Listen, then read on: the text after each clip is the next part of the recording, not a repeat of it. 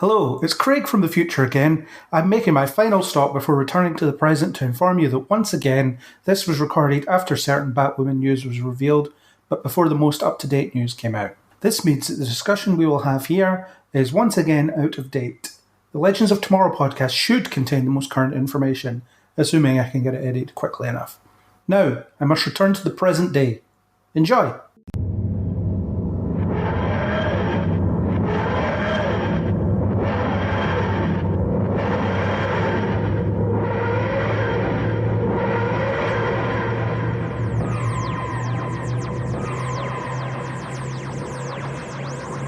Hello, I'm Joseph Malazzi, creator of Dark Matter, and you are listening to Kneel Before Pod. Kneel Before Blog presents Kneel Before Pod.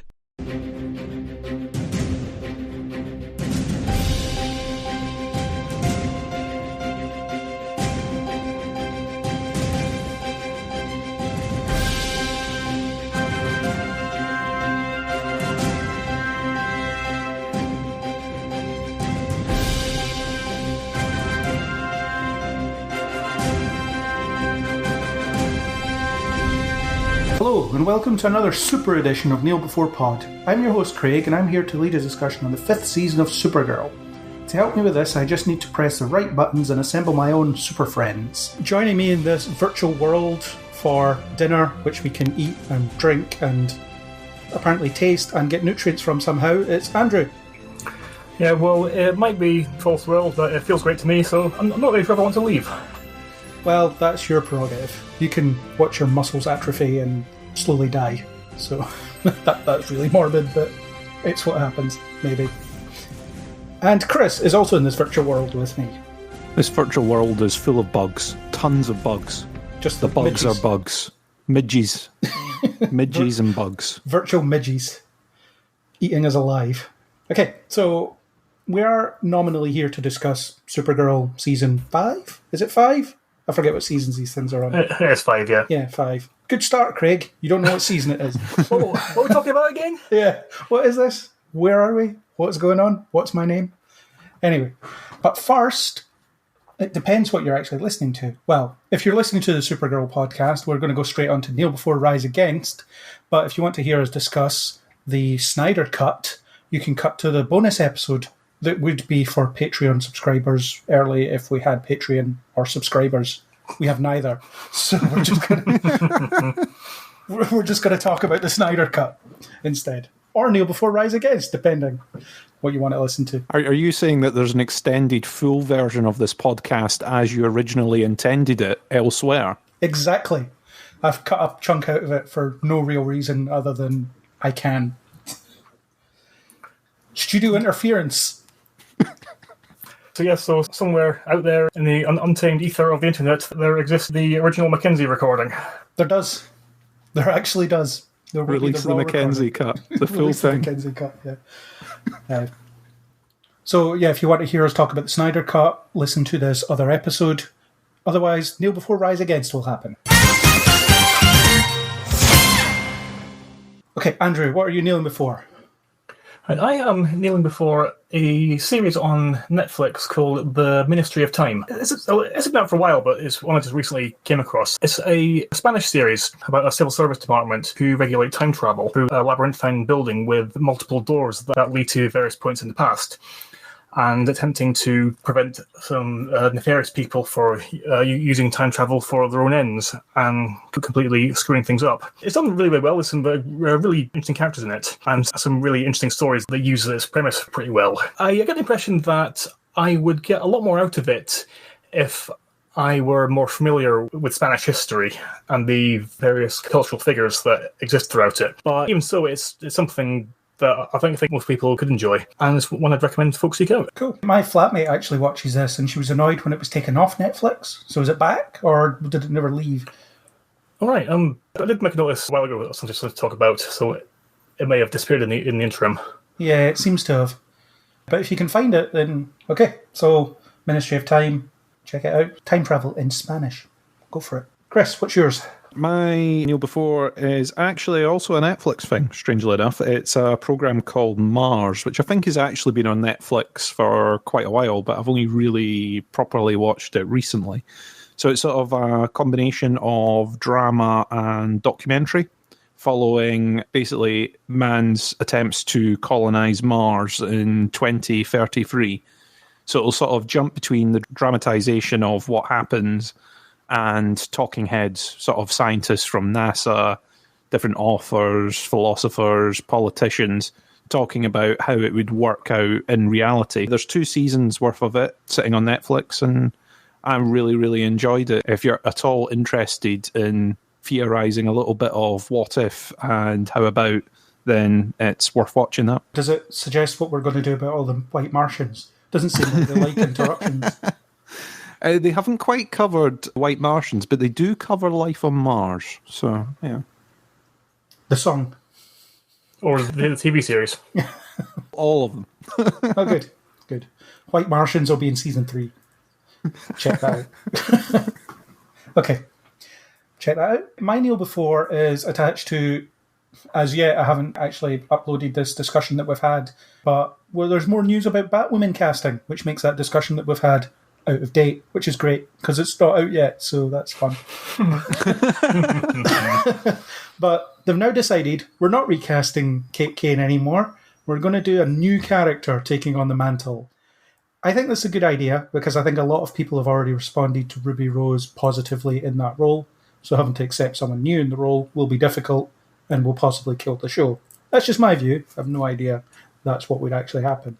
But we'll never find out, because they're casting a new character and they're going to put her in the costume. So what I think is going to happen here is season 2 will start off with some stunt person in the bat suit that gets killed, and then for some reason they'll decide to pick up this directionless person living on the streets or whatever and put her in the costume. Fast forward 5 years' time, where someone decides they're going to take up the mantle of the fallen hero from years ago. Yeah, well, maybe. Probably not, though, because they want to be in sync with the other shows. But oh, that's true. Yeah, I think this is a good idea. We'll see whether people react to the new character positively. They might not. I think there's more chance of people liking a new character rather than liking a new person in the role, though. So I think this is the right decision. Can't be easy for the production team at this point. They're just must be thinking, what the hell are we going to do about this? How are we going to decide to put someone else in the bat suit and just carry on as normal? What about all these storylines we've been developing, such as the dynamic with Alice, the villains that are off in the distance, Bruce Wayne, her relationship with Bruce Wayne? What about all this? None of this. We can't do any of this now. So, yeah, because 90% of the secondary characters are her relatives, yeah, in one way or another. Yeah, it's going to be insane. It's going to be the weirdest second season of anything ever. It's basically a new show at this point. It's very interesting. I mean, like you say, it's like, okay, so we either recast and it's a bit weird, or we have to go for a new character. But like you say, everything's so tied around that core character. And also, if they're not able to do some form of handover, so if they're not getting her back for a few episodes for some reason or anything like that, if it's just happen, if it's just like, okay, we've cut all ties, we cannot use her whatsoever from now on, then it's going to be a really awkward transition into it, which is why I was saying you jump forward in time. But like you say, they want it to be in sync with the other shows so they can cross over and do all that. Because you almost need a time jump to explain different outcomes, to write out characters that you can't bring back, or to move plots in different ways. Whereas if you pick up from where you left off, you're sitting there going, who are they? Where have they come? And how are they in knowledge of all this? It's either that or you've got to do the world's clunkiest writing of, them. Oh, they've been in the background the whole time. They've been here the whole time. Well, I haven't specifically seen this, but there's something similar happened in Charmed. So the original Charmed, not the new one. Unfortunately, we're stuck with those 3 actors for the duration, it seems, which is really unfortunate because they ain't that good. At least they're not very good in that show. I'm sure they're very talented in their own right, but they're not very good in that show. But between seasons, one of the leads in Charmed, the original, left and was sort of replaced in between times. There was a lot of strife behind the scenes. Apparently nobody liked her and all this kind of stuff.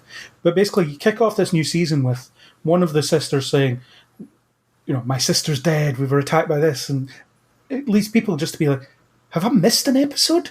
Like, did this come back last week and I didn't see it? It just doesn't really work, but you quickly forget about it because if not, you'll drive yourself mental. But it's one of those things, if my theory holds true and she ends up getting killed in some action sequence where, I don't know, some mugger on a motorcycle manages to kill her or whatever, it's going to be like, what? She survived literally the destruction of universes and she gets shot in the face and dies. There's a bit of tragic irony to that if a hero meets their end in a kind of fairly subdued way. It's almost like, yeah, what else can happen to John Rambo but he falls in the shower and breaks his neck? It was a thing that was dealt with fairly briefly in Buffy the Vampire Slayer, because there was one point when Buffy feels like she's starting to lose her edge a bit, and the show ends up like reaffirming its core concept. The idea of a Slayer is basically a teenage girl who is given the responsibility of fighting all the monsters and demons in the entire world, and all it would take would be for one slip up for her to be killed horribly. And she ends up having a conversation with Spike about it, with the significant aspect of his backstory being that he'd killed 2 Slayers. Yeah, I remember this episode, yeah. And we actually see those scenes of the circumstance where it happened, and each of them was like so insignificant and meaningless. One of them was fighting on a subway train and kind of going through a tunnel, and Spike just used darkness to quickly overpower her. Mm-hmm. Things like that, because heroes need to be on the top of things every single time. The bad guys only need to be lucky once. Yeah, that's true. And they could play with that, or they could be, I can't believe that she survived so much and this happened, and Black Lightning needs to turn up at the funeral to say, I never really met her, but she seemed cool. Because that's what he does. He just turns up and tells people that, yeah, they seemed all right from what I could tell. I don't really know them.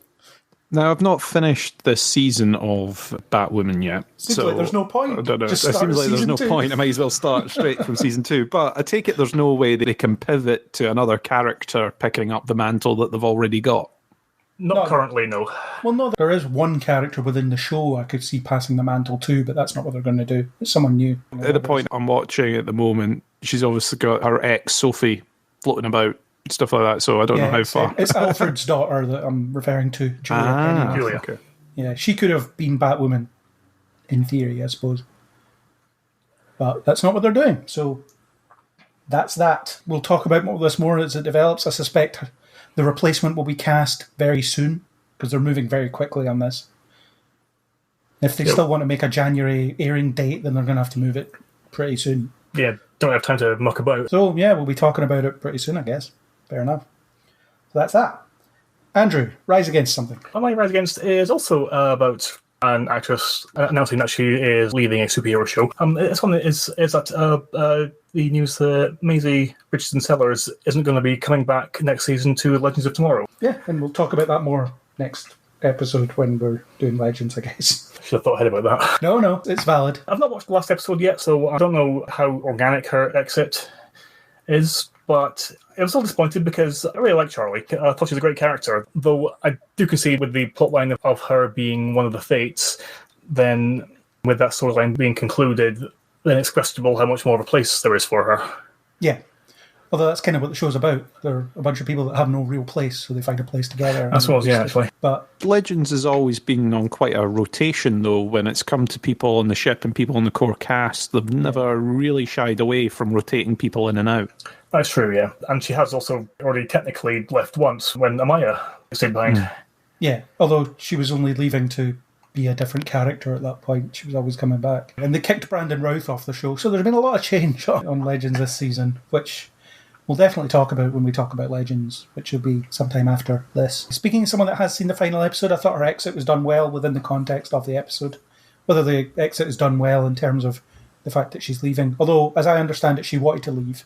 They'd been planning it for a while, and that's why they did the Fate story, just to give her something to build towards. Well, I suppose that's something. As I said, Brendan Routh and Courtney Ford, they were basically told, like, oh, by the way, you're fired. We can't. Sorry, Brandon, you cost too much. See you later. There's the door, and take your missus with you. Yep, basically. So, yeah, we'll come back to this in another episode, but, kind of sucks. But hopefully it's for the right reasons for her, I guess is all we can say about it. Chris. So something that I kneeled before a good few podcasts ago was Westworld Season 3 starting back up again. And in traditional fashion, I'm going to come back and say, for God's sake, they've done it to me again and disappointed me with a season. Once again, a really good, strong start to a season, followed by lots of vague until finale day, at which point they go, oh, here's a question answered. Here's now 220 more questions. And you what? At the end, and then roll credits. So, yeah, once again, I've got to go, Westworld Season 3. What the hell? Anyway, there you go. I do enjoy a self-fulfilling prophecy. I think I said when I knelt before it that the last time it had started strong and then did it again. And, yeah, this is my yearly dive into, what have you done? Oh, what a shame. What a shame. Okay. My Rise Against will be quite a simple one. Ryan Gosling is going to be playing the Wolfman for the Not Dark Universe Man-Wolf or Wolfman movie. I'm going to be controversial again. Last time I was hating on Christopher Nolan. Now I'm saying I don't like Ryan Gosling. People are just going to think I'm at it. People are going to think I'm just trying to get a reaction. And yes, I am. Come on. Come at me. Ryan Gosling's fine. I think in things like The Big Short, he was really good. I like it when he emotes, but he doesn't do it very often. Do I really want to see a Wolfman staring into the middle distance? No, is the answer. So, can you not have come up with someone else? Come on. Do you not need someone a bit gruffer to be a Wolfman? Something a bit more rugged. Yeah. Yeah. Maybe that'll be the contrast. He's like very prim and well turned out, and then when he wolfs out, he's slightly mussier. He'd be like a supernatural werewolf, as in the TV show Supernatural, as opposed to the concept. You almost need double casting, don't you? You need Ryan Gosling as normal man and then someone else as actual Wolfman. Yeah, but I'm not going to care unless, at the end of the film, Russell Crowe knocks on his door and says, I'm here to talk to you about the Monsters Initiative. Oh, my God. Yes, we've started it back up again and no one suspected a thing. Yeah, that's it. This is the plan back all. on track, everyone. He turns up with Tom Cruise, because he can't get rid of Tom Cruise, and Elizabeth Moss with her invisibility suit that she stole from her psycho ex-boyfriend. We're putting a team together. Yeah. Yeah, that works. Please. Yes, there we go. Yeah, so there we go. Okay. Let us move on to our featured topic, Supergirl Season 5. So, just a very quick, without spoilers, what did you think of Season 5, Andrew? Overall, I quite enjoyed it. Like every Arrowverse show this year, it was definitely a two-half kind of tale, pre- and post-crisis. I think they did very well with it. Some decent development for some characters and some slightly more cerebral plot lines, which I quite enjoyed. Cool.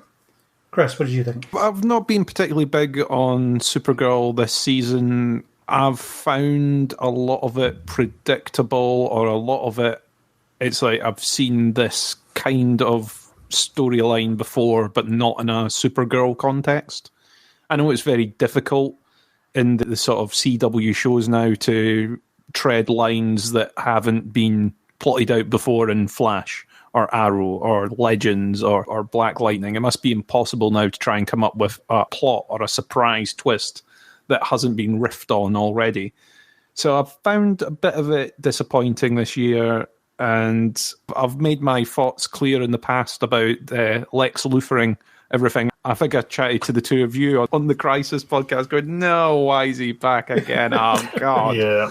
I was like, oh, finally, they're moving on from the whole Luthor thing. And it's like, no, he's back again. So, like Andrew said, there's actually been some good little developments. There were a couple of bits that I was like, oh, that was an interesting take on a thing. But a lot of it I've found predictable and a little bit disappointing. Yeah, I liked the season on the whole because I like the characters, and I think the show is watchable. It's never sunk to the depths that Flash has. It's never been at the point. And there we go. It's kicking. It's mandatory kicking. There we go. We did it. There you go. We need to ring a bell every single time. We have to get it. Have to get it. Drinking game. I can relax now. I've said it. Like, it's been there. We don't have to bring it up again. But that show sunk to some depths where I was sitting there thinking, why am I still watching this? And then, oh yeah, I can watch Legends after this because it's in the same universe. Sorry, Flash, you can be as bad as you want and I'll keep watching because you're connected to other shows that I like. Damn it. But Supergirl's never been that bad. It's never descended to the point where it's like, my God, this is dreadful. But it's never really elevated itself to the point where it's like, oh my God, this is insane. This is so good. So it sits there in between. It occupies this little in-between bit where it's like, well, I get to watch Melissa Benoist once a week, and that's always great because she's amazing. And I guess that's enough for me. I think some of the stories were pretty good. I think all of them weren't taken as far as they could have been because you had all these branching plot lines intersecting with each other and fighting for screen time, and none of them really got finished because it's not their fault, to be fair, that they didn't finish them. But I don't think the conclusion would have been all that interesting either because they had, one episode left? Wasn't going to happen. Wasn't going to tie up the way it needed to. But we'll get to that. So, yeah, it was all right. Watchable as always. Characters are good. It's kind of good fun. It's a good show. Okay, shall we move into spoilers? Let's do it.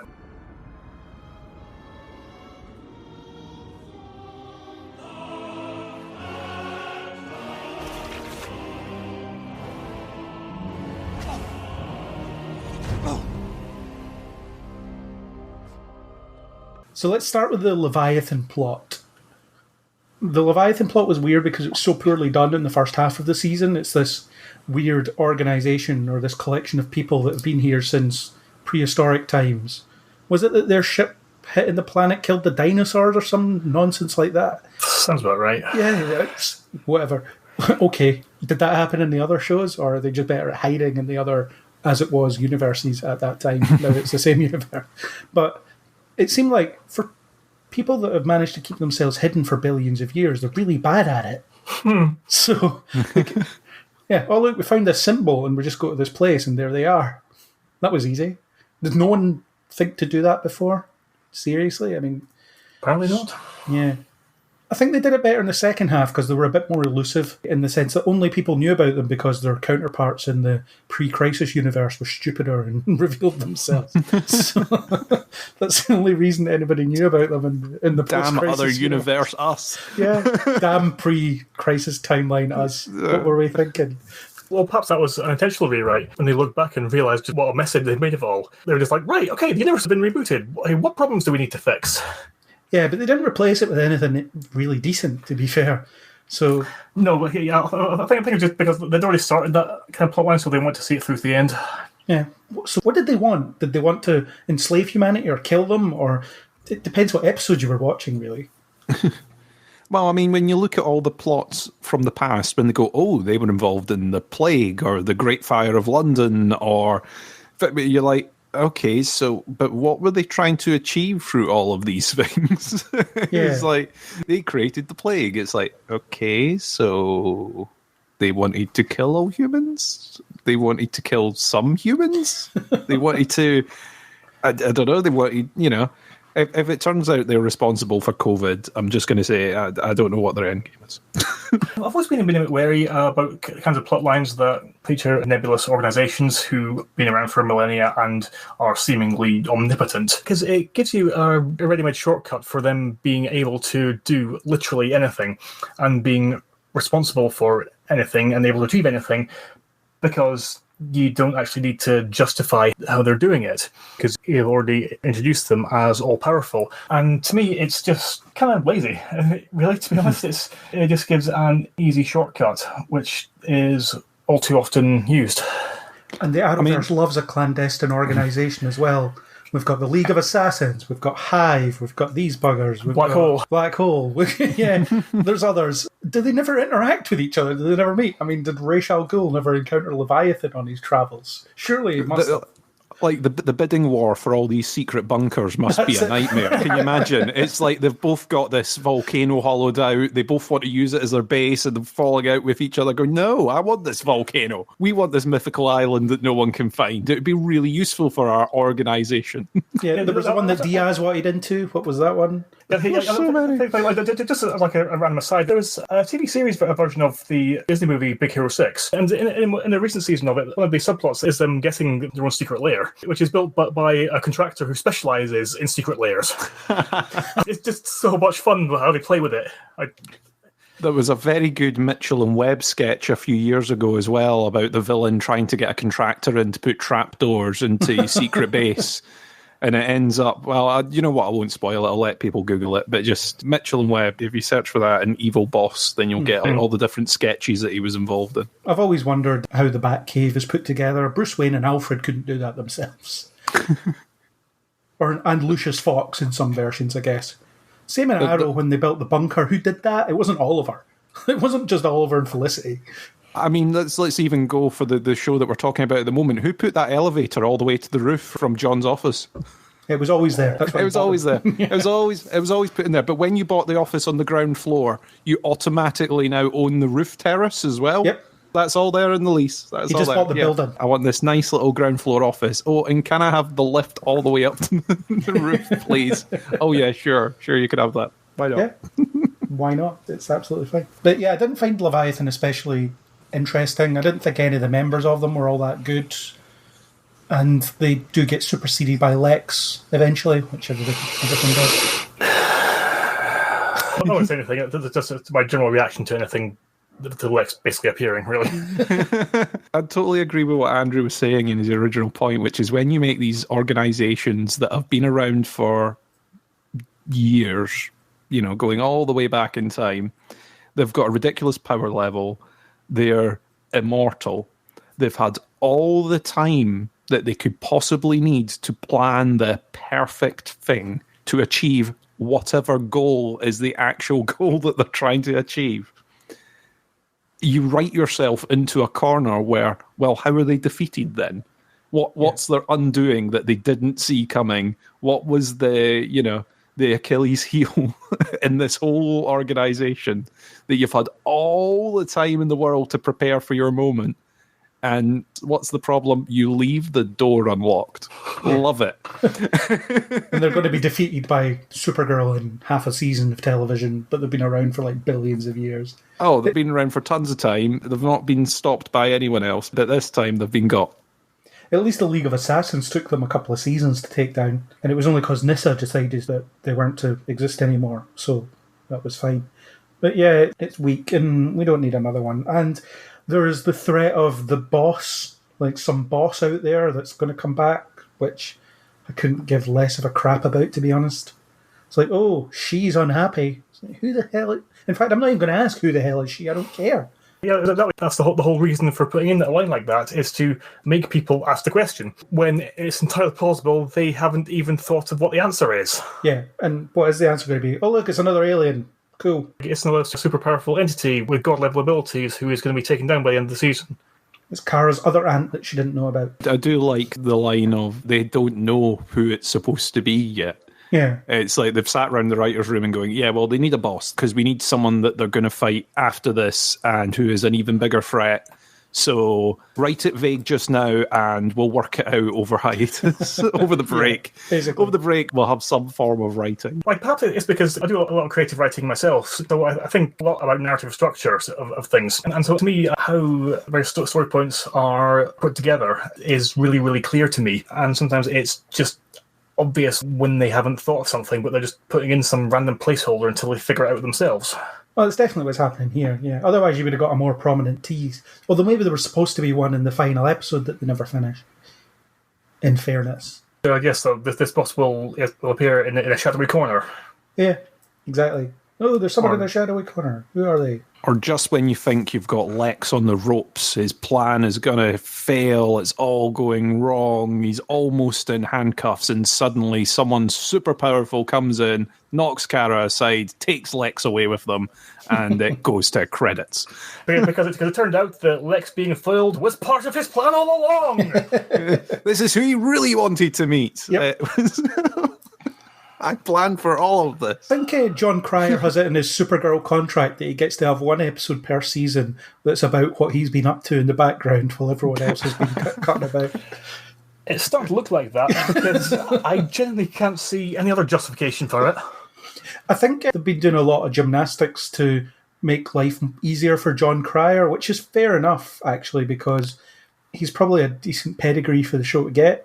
Because he's been in a lot of stuff, and the fact that he's on it is a good get. And regardless of what you think of this version of Lex, he's very good at playing this version of Lex. Mm-hmm. I like this Lex a lot because I just feel like that's what Lex Luthor should be. This is the version of Lex Luthor I've been wanting to see for a long time. Michael Rosenbaum's great, and he always will be, but this is as close to a comic book Lex Luthor as we'll ever get, I think. At least for the foreseeable future. Especially if Jesse Eisenberg gets his hooks back in. Don't. Please. I'm trying to not think about He's like, this is my chance. I thought it was over, but no, I'm back. I'll unleash Deathstroke on people again. Yeah, it's going to happen. No, it's not going to happen. Hopefully it's not going to happen. I thought the episode was fine. I always feel really sorry for Eve whenever Lex is messing about with her. Because obviously she's a genius, but she's an idiot as well. She's a genius, but she's not very smart. Just falling for his crap every time. Yeah, I mean, she sort of falls into it, but then the whole idea in the other timeline is that she was also playing him the entire time. She thought she was playing him, but he was actually playing her twice. Yeah, that's what you want. and then in this, when she's talking to Kara, I was trying to work out, because it was like she was saying that Lex had her mum rather than Leviathan had her mum. Is that right? Lex, did I pick that up correctly? Yeah, Lex told her that Leviathan were targeting her mum. But actually, he was in fact hiring those mercenaries to hang around outside her mum's house in case she did anything that he didn't like, so he could order them to kill her. But I thought the whole reason he managed to get the people around the house in the first place, and the reason that she was working for Leviathan, was that they had people outside of her mum's house. Well, I don't know if they ever said, oh yeah, we've actually put people outside of our house on a shift basis to attack her at any time. I think it was just a nebulous threat. Oh, right. We can get to her at some point. You worry, yeah. But Lex was like, oh, don't worry, I've hired these guys. If so much as a butterfly goes anywhere near your house, they'll descend on it. But it is just that insurance for him. It's like, no. I've got people outside your mum's house, yeah. Yeah, and I'm glad they did away with her becoming a weird robot hybrid thing, because that was rubbish. It just didn't work very well. I mean, it tied into what Lena was going through, but it didn't really work very well. Although we still have to deal with the fact that she killed Dean Cain, because Kara and Alex don't know that yet. And they're like, oh, don't worry, we saved your mum. Off you go and live your life. You can be one of us now. And it's like, oh, yeah, I sort of killed your dad. Before you go, just give us a list of things that Lex got you to do so we've got no further surprises, please. Yeah. Yeah. And I was looking up why Dean Cain's not on the show anymore, because I was curious. And there's nothing definitive on it, although it seems that he has some pretty strong right-wing views, and I guess they don't like that, so they're not going to have him on the show anymore. Oh, it's possible. Yeah, I didn't read anything specific, but that may have been also why they ditched Kevin Sorbo so quickly. Yeah. But it did seem a bit of a fast and random exit for a character who was obviously been around since the start of it. Yeah. Well, with my Arrowverse watch through that I'm doing with my flatmate at the moment, recently got to the episode where it turns out he was working for Cadmus, another clandestine organisation. Add them to the list. Yeah. They've not been around that long and they didn't last long. But as I was watching that episode, I was just kept thinking, wow, you can't act even at all. You're really bad at what you do. How did you ever lead a TV show? Were we just all stupid in the 90s? And I think based on the state of the world now, yes, is the answer to that question. Also, the other thing to remember is, well, for us, certainly, we were also kids in the 90s. Yeah, I actually didn't like the New Adventures of Superman in the 90s. All right. I mean, it would be on sometimes, and I'd be like, this is crap. And yeah, it's pretty crap, let's be honest. I did watch it, though, which is like a recurring theme in my life. I didn't learn in the 90s, so I just continued on watching stuff and going, But the New Adventures of Superman had a sort of a cheesy, easy-to-watch element to it, which I think made it work to an extent, especially with TV that was on at the time. I suppose. I mean, I didn't like it at the time for whatever reason. I think it's because I was reading Superman comics at the time, and it's like, wow, no one who makes this show reads these at all. There's definitely elements of that. With the character being sort of knocked off in that way, it did seem a bit shocking out of the blue for a character that's, I'd even forgotten that he had went into hiding, to be honest. I forgot about that. To then though. He was still working for Cadmus, and they were just never seen again, I think. Oh, right. Is that how it was left? Because I was like, I must have missed the bit where he had sort of run off into the sunset and was never seen again. So to then go, oh, yeah, and he's been killed off, by the way, and we've now got to have an episode of everyone reacting to it. And I was like, I couldn't remember what had happened to him. Yeah. It's because he's so terrible. I mean, it's just Dean Cain is not good. But anyway, they made quite good use of it by tying it to Eve and making her the killer. And I think they used his death quite well in terms of Alex, with her retreating into the virtual world and becoming Supergirl for a bit. That was pretty good. I think that was another good display of grief. I think the Arrowverse shows have been really good at giving you complex and differing views on how people handle grief, and that's another one. That's another good one. Yeah, because that's what things. Because like grief is one of the things that everybody reacts to differently. Yeah, and so to have people behaving in exactly the same way when they would lose someone close to them would just be unrealistic and also kind of boring as well.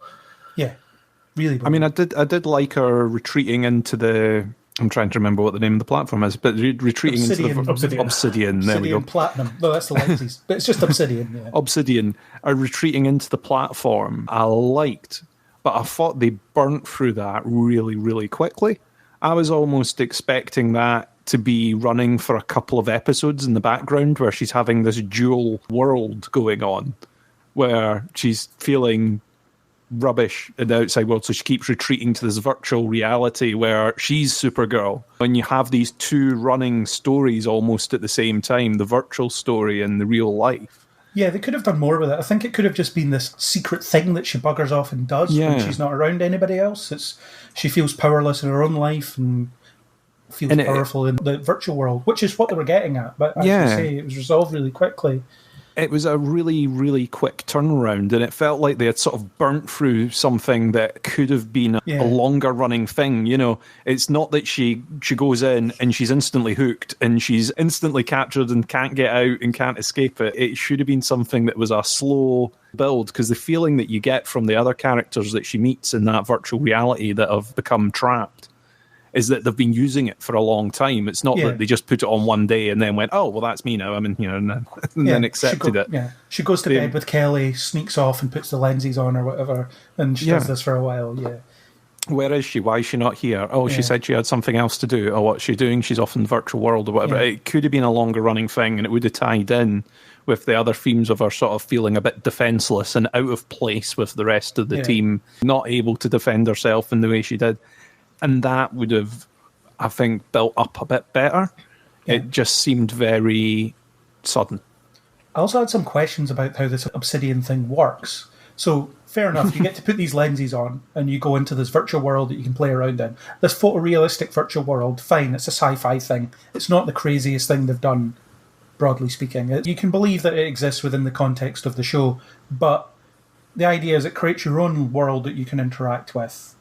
But also you're sharing the same world with everybody. So Alex figures out that it's not real because she sees another Supergirl, for example, which makes no real sense because it's supposed to be her fantasy. So I don't know, shouldn't you choose whether you want to interact with other people or want to live in your own private map, I guess? A little private group or a solo thing, and then instead you're all networked up. I'm not going to go on about technology in this show because there is not enough tape for the podcast. I've only got like 10 gig left on this hard drive of the recorder. Exactly. That is for like the whole CW thing in general, just let's not. Because as soon as you start going, okay, so all of this is built into a set of contact lenses. The contact lenses are able to connect what appears to be anywhere in the world. Doesn't need to be on Wi-Fi, doesn't need to be somewhere that's like a hub where everyone can connect properly.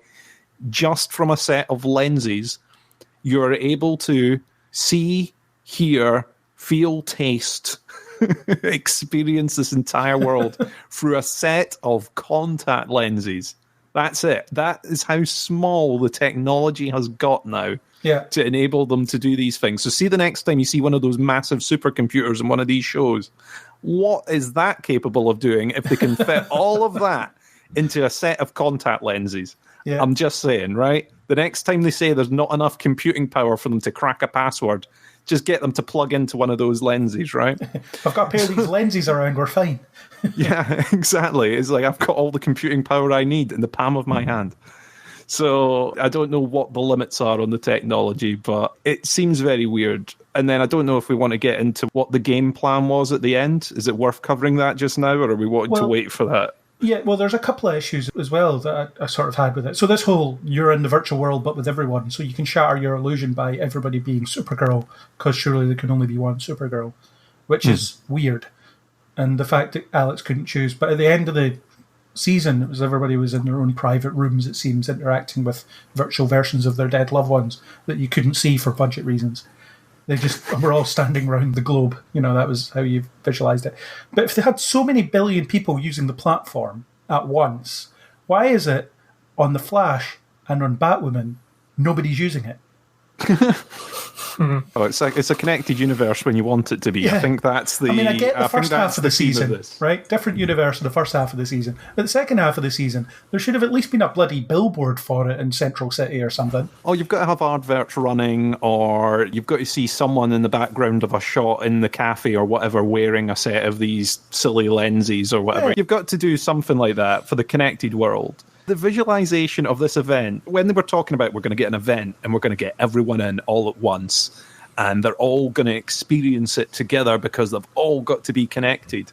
Yeah, festival or whatever it was. Yeah, it's a festival. It's a performance. It's we've created this amazing virtual experience where you go in and it's all amazing. It's like the best theme park in the world that you can all visit at once. Yeah. That was what I was picturing in my head. Not you all go in and you're all in your private bubble, but when someone else joins, they can just see the people in a big circle. Yeah, also there's billions of users on it. We're not bothered about time zones here. There's some people that are on at 4 a.m.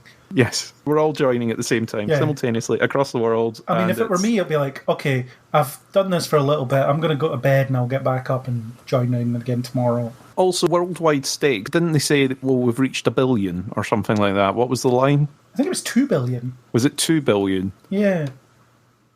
Does that not seem a bit small in worldwide stakes? Well, I suppose if you include the developed world. So that's like all of China and a good chunk of the West, isn't it? It's a good chunk, but it's not everyone. It seems like if your plan is to take over the world and kill off the majority of humanity, and you're a massive organisation that's been around for years, and you've got the technology to do all these amazing things, it seems like you could wipe out humanity a lot easier than marketing your virtual headset. Yeah. Why don't we just detonate the super bomb we've created? No. Also, how much do these lenses cost?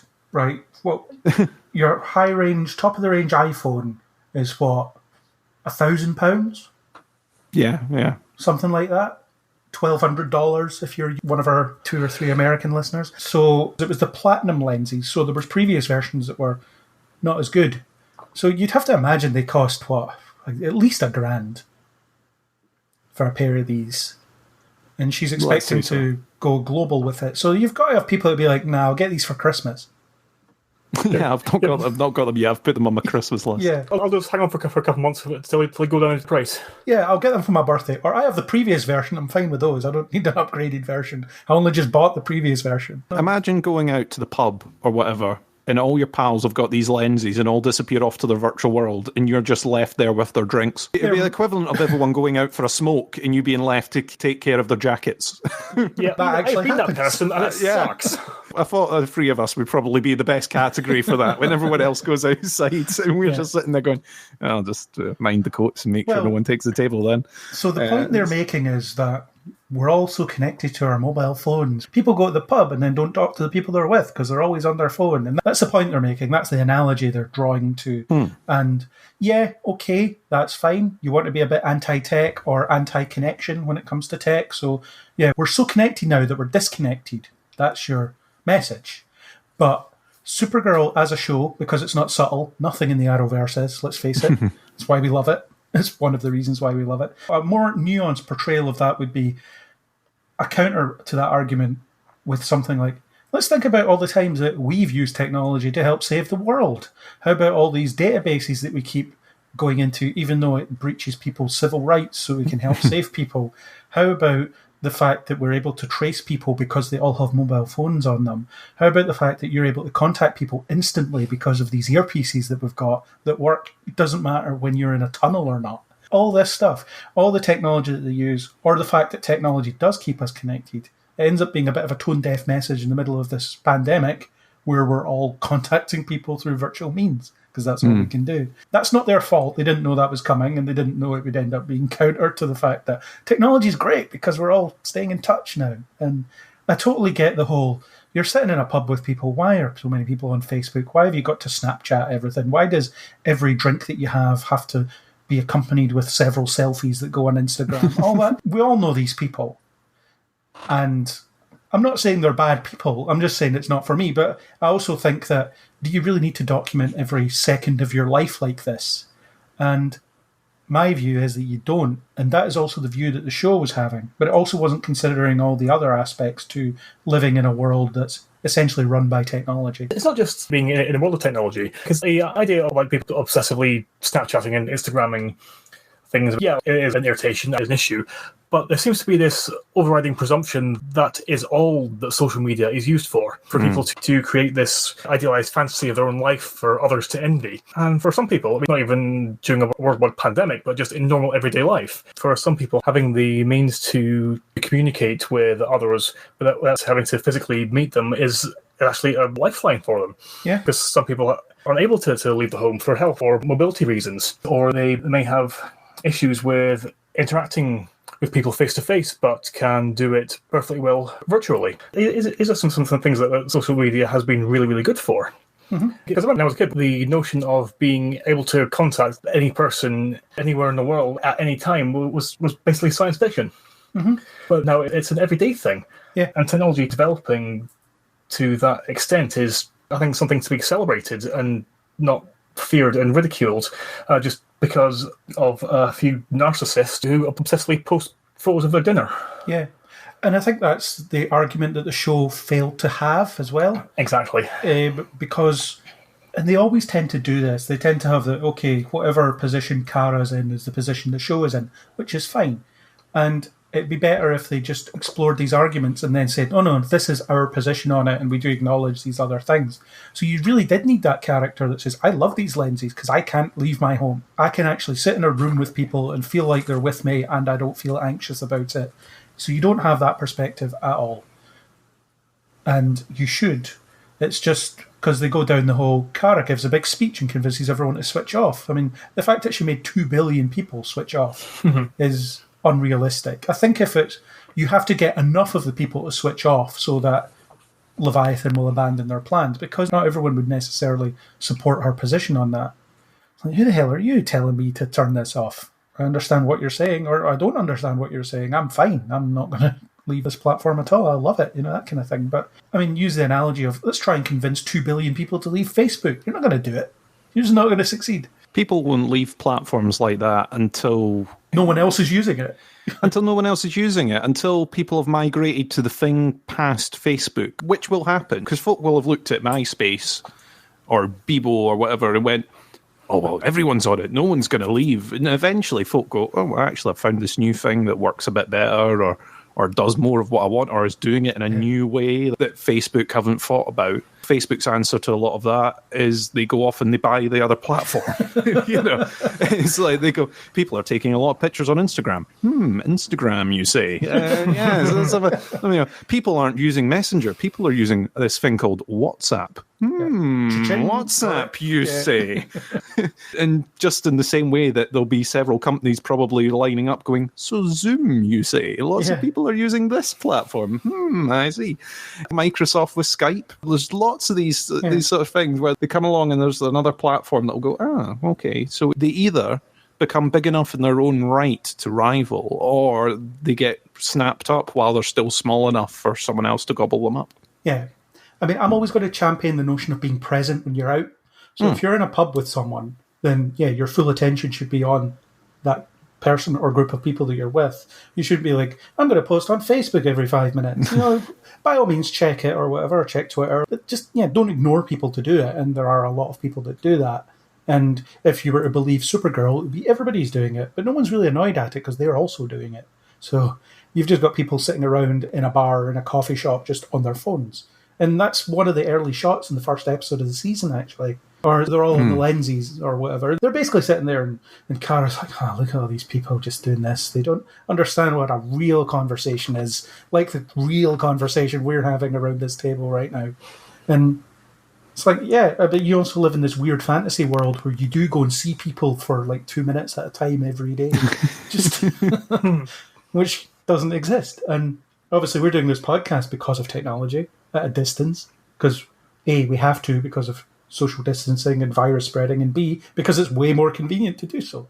So, it's a bigger issue, and it wasn't allowed to be a bigger issue. So it ends up just being a Kara gives a big speech and everybody switches off because that's all it could ever be. Because Kara is such an inspiration for humanity that she can convince people to do anything. She just believes enough.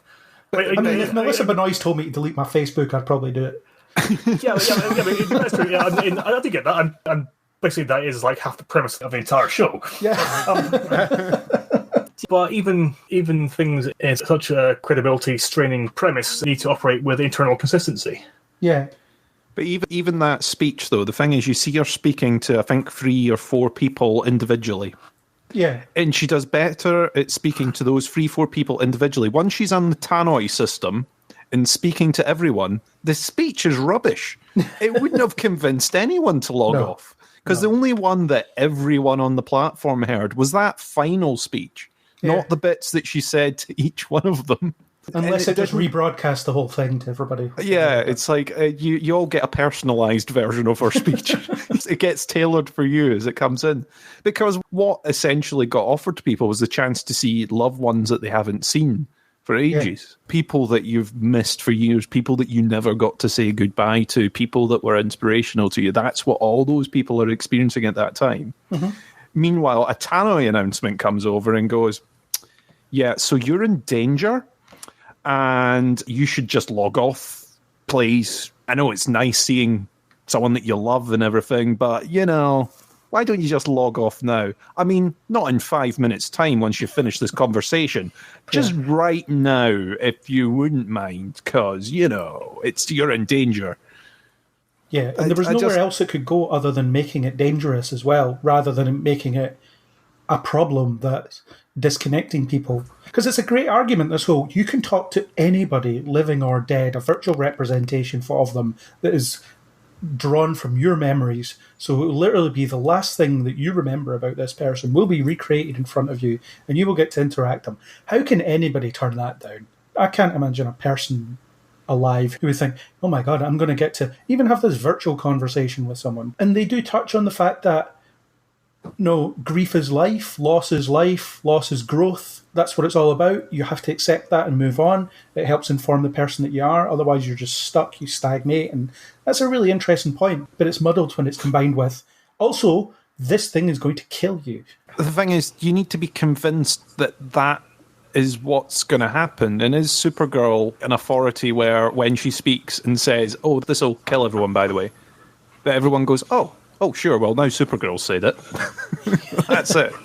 And not only that, afterwards it's like, well, no one's using them. There's 0 users on the platform. Yeah. No one's went back. Not one person has went back and switched on the platform. Like, okay. And there was a similar idea used in an episode of Doctor Who, where there were ghosts appearing all over the world, and in them people were seeing their loved ones that they'd lost. It turned out to be a ruse for Cyberman invasion. And it was just transference. They weren't actually pretending to be the people that people had lost. It was just people thought that. Didn't they? Yeah, it had nothing to do with what the Cybermen were doing. It was just what we would do. Oh, maybe that's my dead husband or whatever. And then when Rose's mum was explaining what was going on, all the people that we've lost, we're getting them back. Isn't it wonderful?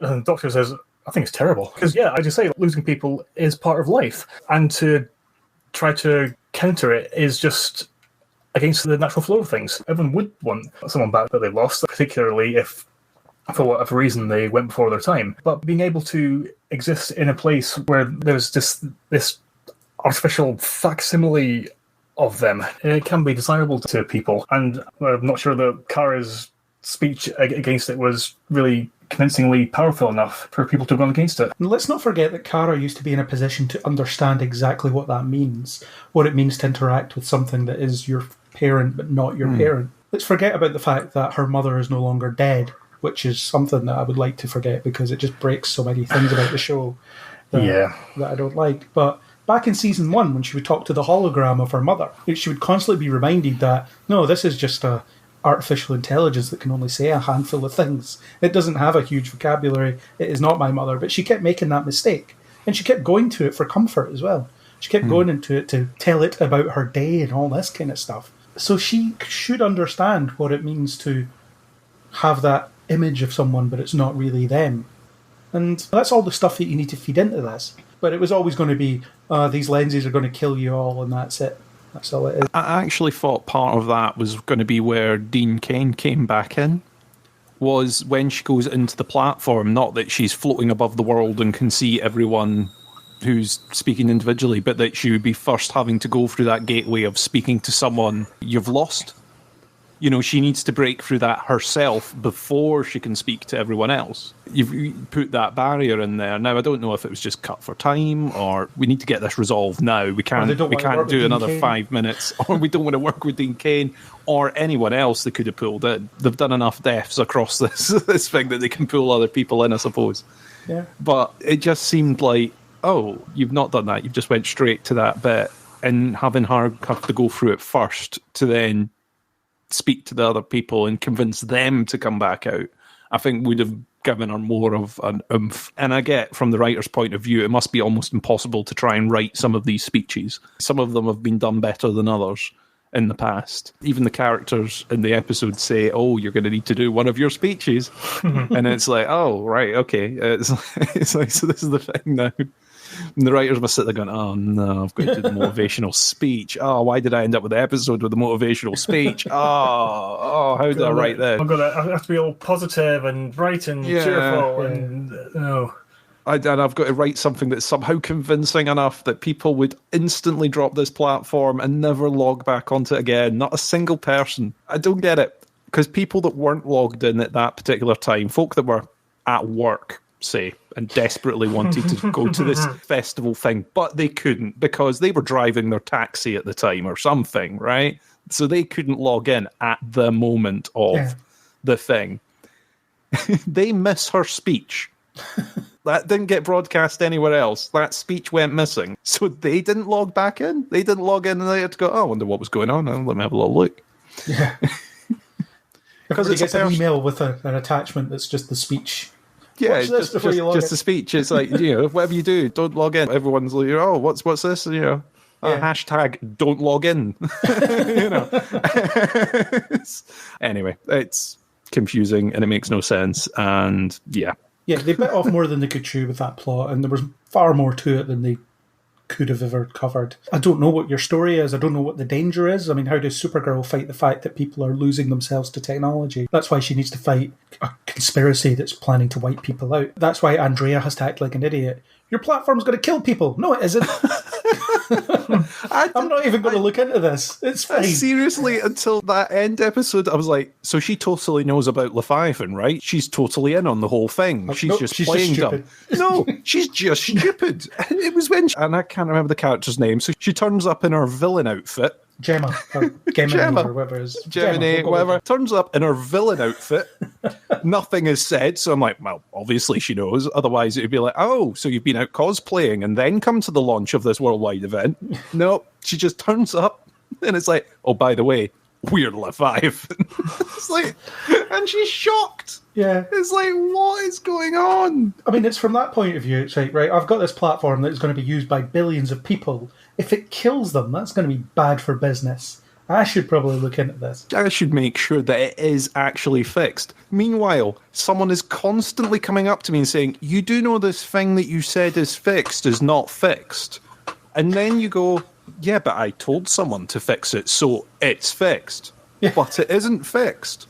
But I told someone, so it is fixed. And if you bring this to me again, I will fire you. Categorically, this is not fixed. But I've told someone, I told one assistant in that scene a while ago to make sure it was fixed. I'm the boss of this company. I know this has been dealt with. And it's like, what is going on? I just don't get it. I don't get it at all. Yeah. Actually, I think some of the strongest material in the season was Lena and Andrea's friendship. And I wish they'd done more with it, because I really liked the fact that they were equals and they had this history together. And that episode that flashed back to them as teenagers at boarding school, and they gravitate to each other because they're just lonely rich people. Let's feel sorry for the lonely rich people. So I did kind of feel sorry for the lonely rich people in this case. You succeeded, well done. But I liked their dynamic. The Titanic quote was a bit much. I think it was okay at first, but repeating it 10 times made it a bit more tedious. But I get the element of, we're best friends and we're equals, because you don't see Lena having an equal very often. So it stands out when she gets one. It was certainly an interesting way to go, just having a character who is effectively on the same footing as she is, someone who is as intelligent as her and as business-minded and professionally accomplished. It shows the different ways that characters who effectively have the same set of characteristics can still be radically different people, and the way that they explore that dynamic between them I actually really enjoyed. I found it quite interesting, and I especially wished there'd been a bit more of it. Yeah, we don't know what Andrea will do next season, whether she'll be about. Maybe she'll go to prison because she almost killed 2 billion people just by being stupid. Probably be left off with it in this particular universe, you know what I mean? Also in our universe, she is rich, remember? Yeah, she is rich, but surely the plot line would be the stock has plummeted, she's having to sell off assets, she sells Catco back to Lena. That's the way this one's going? Yeah, maybe. Sounds plausible. Totally.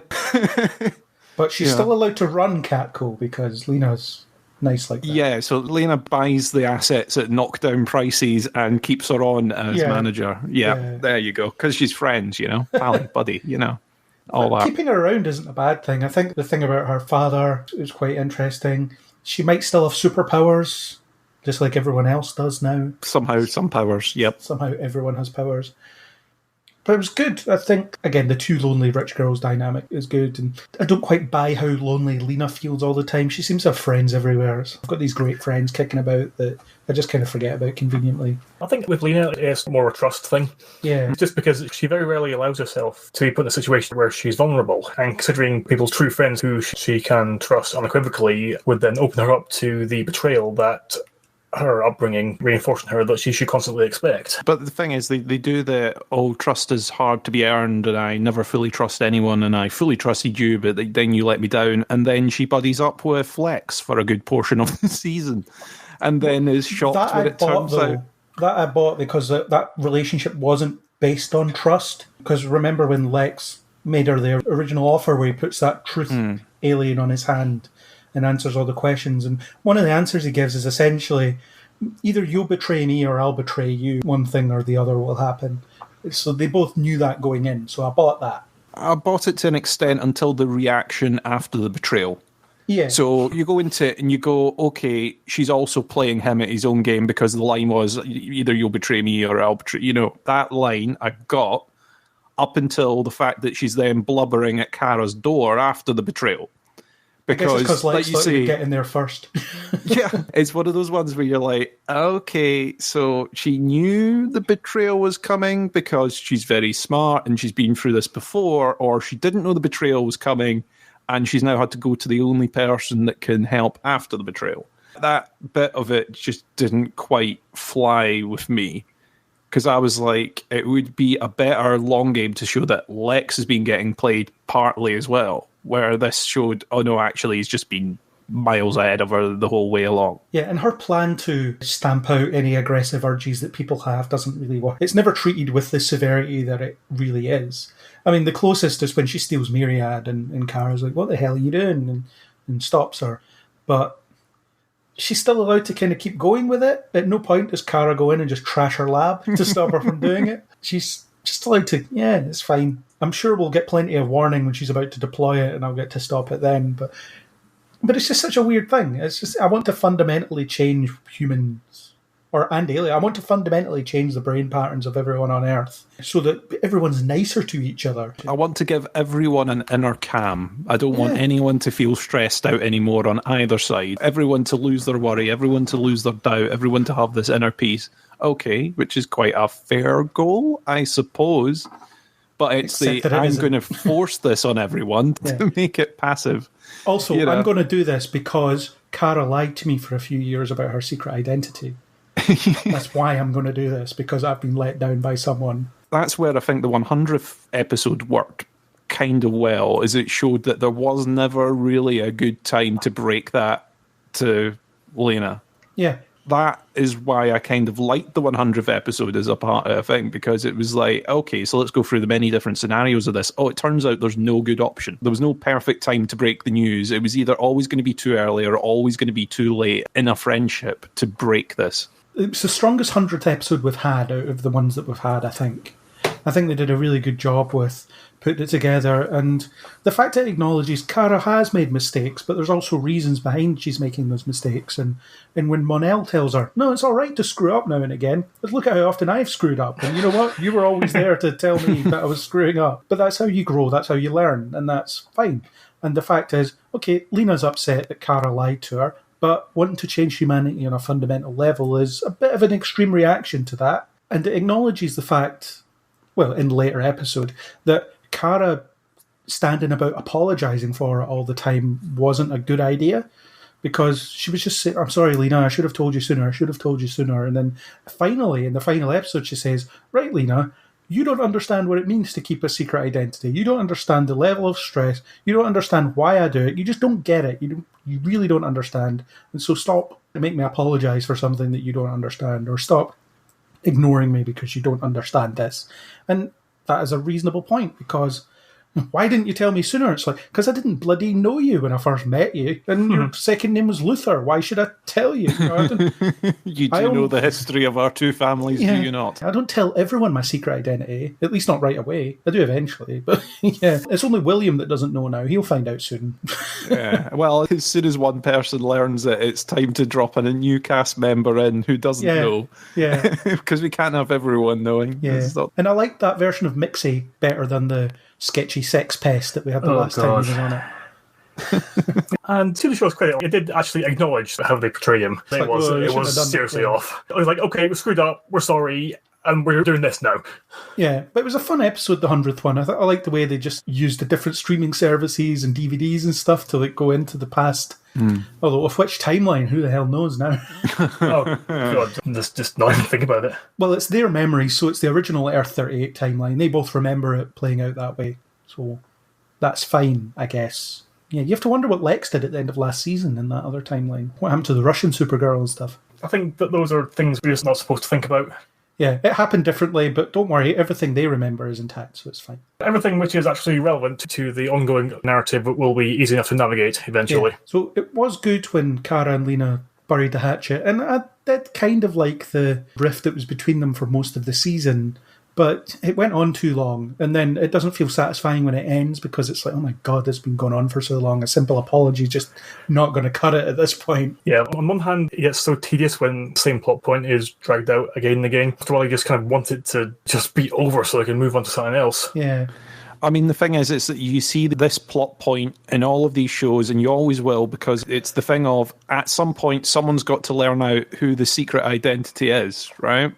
It's got to be outed at some point to some of the characters, and they either go one way, they're either shocked and happy that they've found out the secret or they've figured it out for themselves, or you go down the, I feel so betrayed that you never thought to tell me because other people know and I didn't know. Yeah. And you've got to go through that plot line. And because we've seen it so many times in so many different shows, you're like, I just want to fast forward this bit, please. Yeah. Because I know how this is going to end up at some point. So I just need it to skip forward a little bit, because we've seen this betrayal before. We've seen this argument before. Yeah, we just don't need to see it again. Yeah, we don't need to see it again. I like the slight twist of, well, I'm going to play her against me and give her tons of opportunities to tell me her secret because I know, and she doesn't know that I know. So I'm going to, I kind of liked elements of that. But then it was like, okay, now you've done that bit, but it's still prolonged. And driving a wedge for a little while is a good thing. I mean, any other time we've sort of seen it wrapped up in a single episode. In The Flash, for example, Iris, when she learned Barry's identity, was pissed off for about 7/10 of an episode before she was okay with it at the end.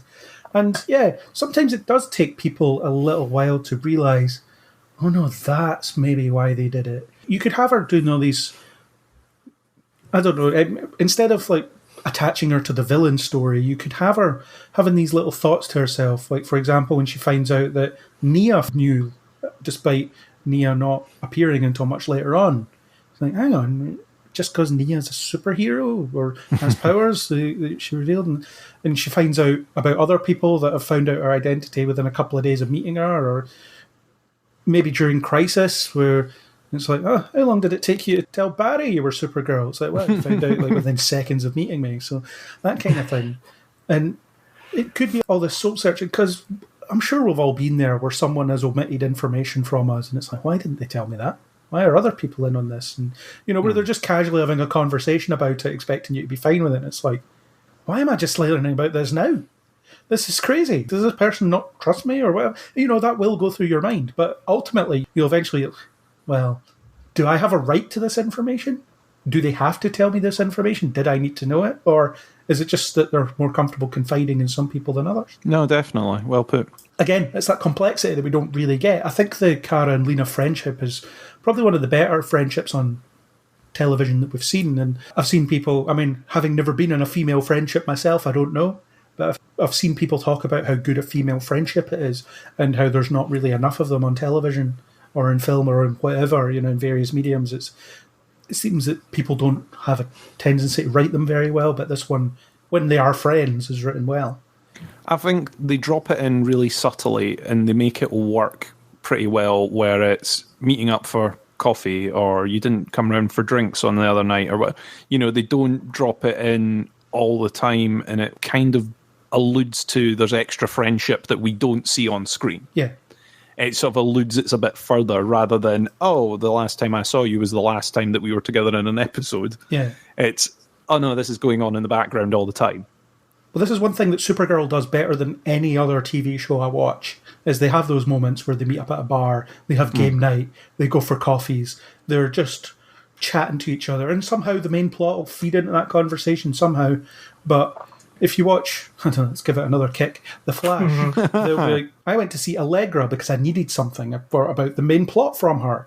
And can't you just go see her just because you want to go see her? Or anything like that. In Supergirl, you do get that impression. No, they just hang out. They're not doing anything. There's nothing contingent on the main story going on here. When coming back to game night, for example, that is entirely character. It's not plot-based at all. He's just at game night because he's back for a bit.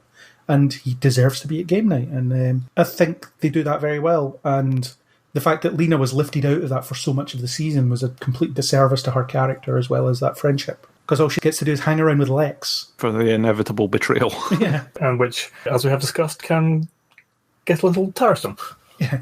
Well, I think it's good that Lex is his own downfall. The fact is he's in this world where he has literally everything he wants. Nothing is a problem. He runs the DEO. The only thing is he can't kill Kryptonians because he's now friends with them, which is something he can barely stand, which is really... like, maybe I should have thought this through for a few more seconds. Yeah, maybe I should have thought differently at the giant portal that was creating a new world when I was doing that. What was on Lex's list when he was doing that? I'm trying to work out what he spun as he did it. Okay, so I want to be popular. I want to run the DEO. I want to be Supergirl's boss. I also want this, that, and the other. But when he wakes up, when you get the episode of, he's been plotting this the entire time, he essentially wakes up in bed with a butler there getting him a cup of tea or whatever, and he doesn't know what world has been spun for him. Well, I suppose it worked then. I suppose I got killed off and I made this work. Because he wakes up but doesn't know. He's surprised by everything he's getting. We discussed it in Arrow, though. I guess the world shapes itself in unpredictable ways based on how everybody was thinking in that moment. He adapts to it a lot better than everyone else does. Let me put it that way. He wakes up and doesn't know that he's running the DEO or that he's got this, that, or the others planned out ahead of him.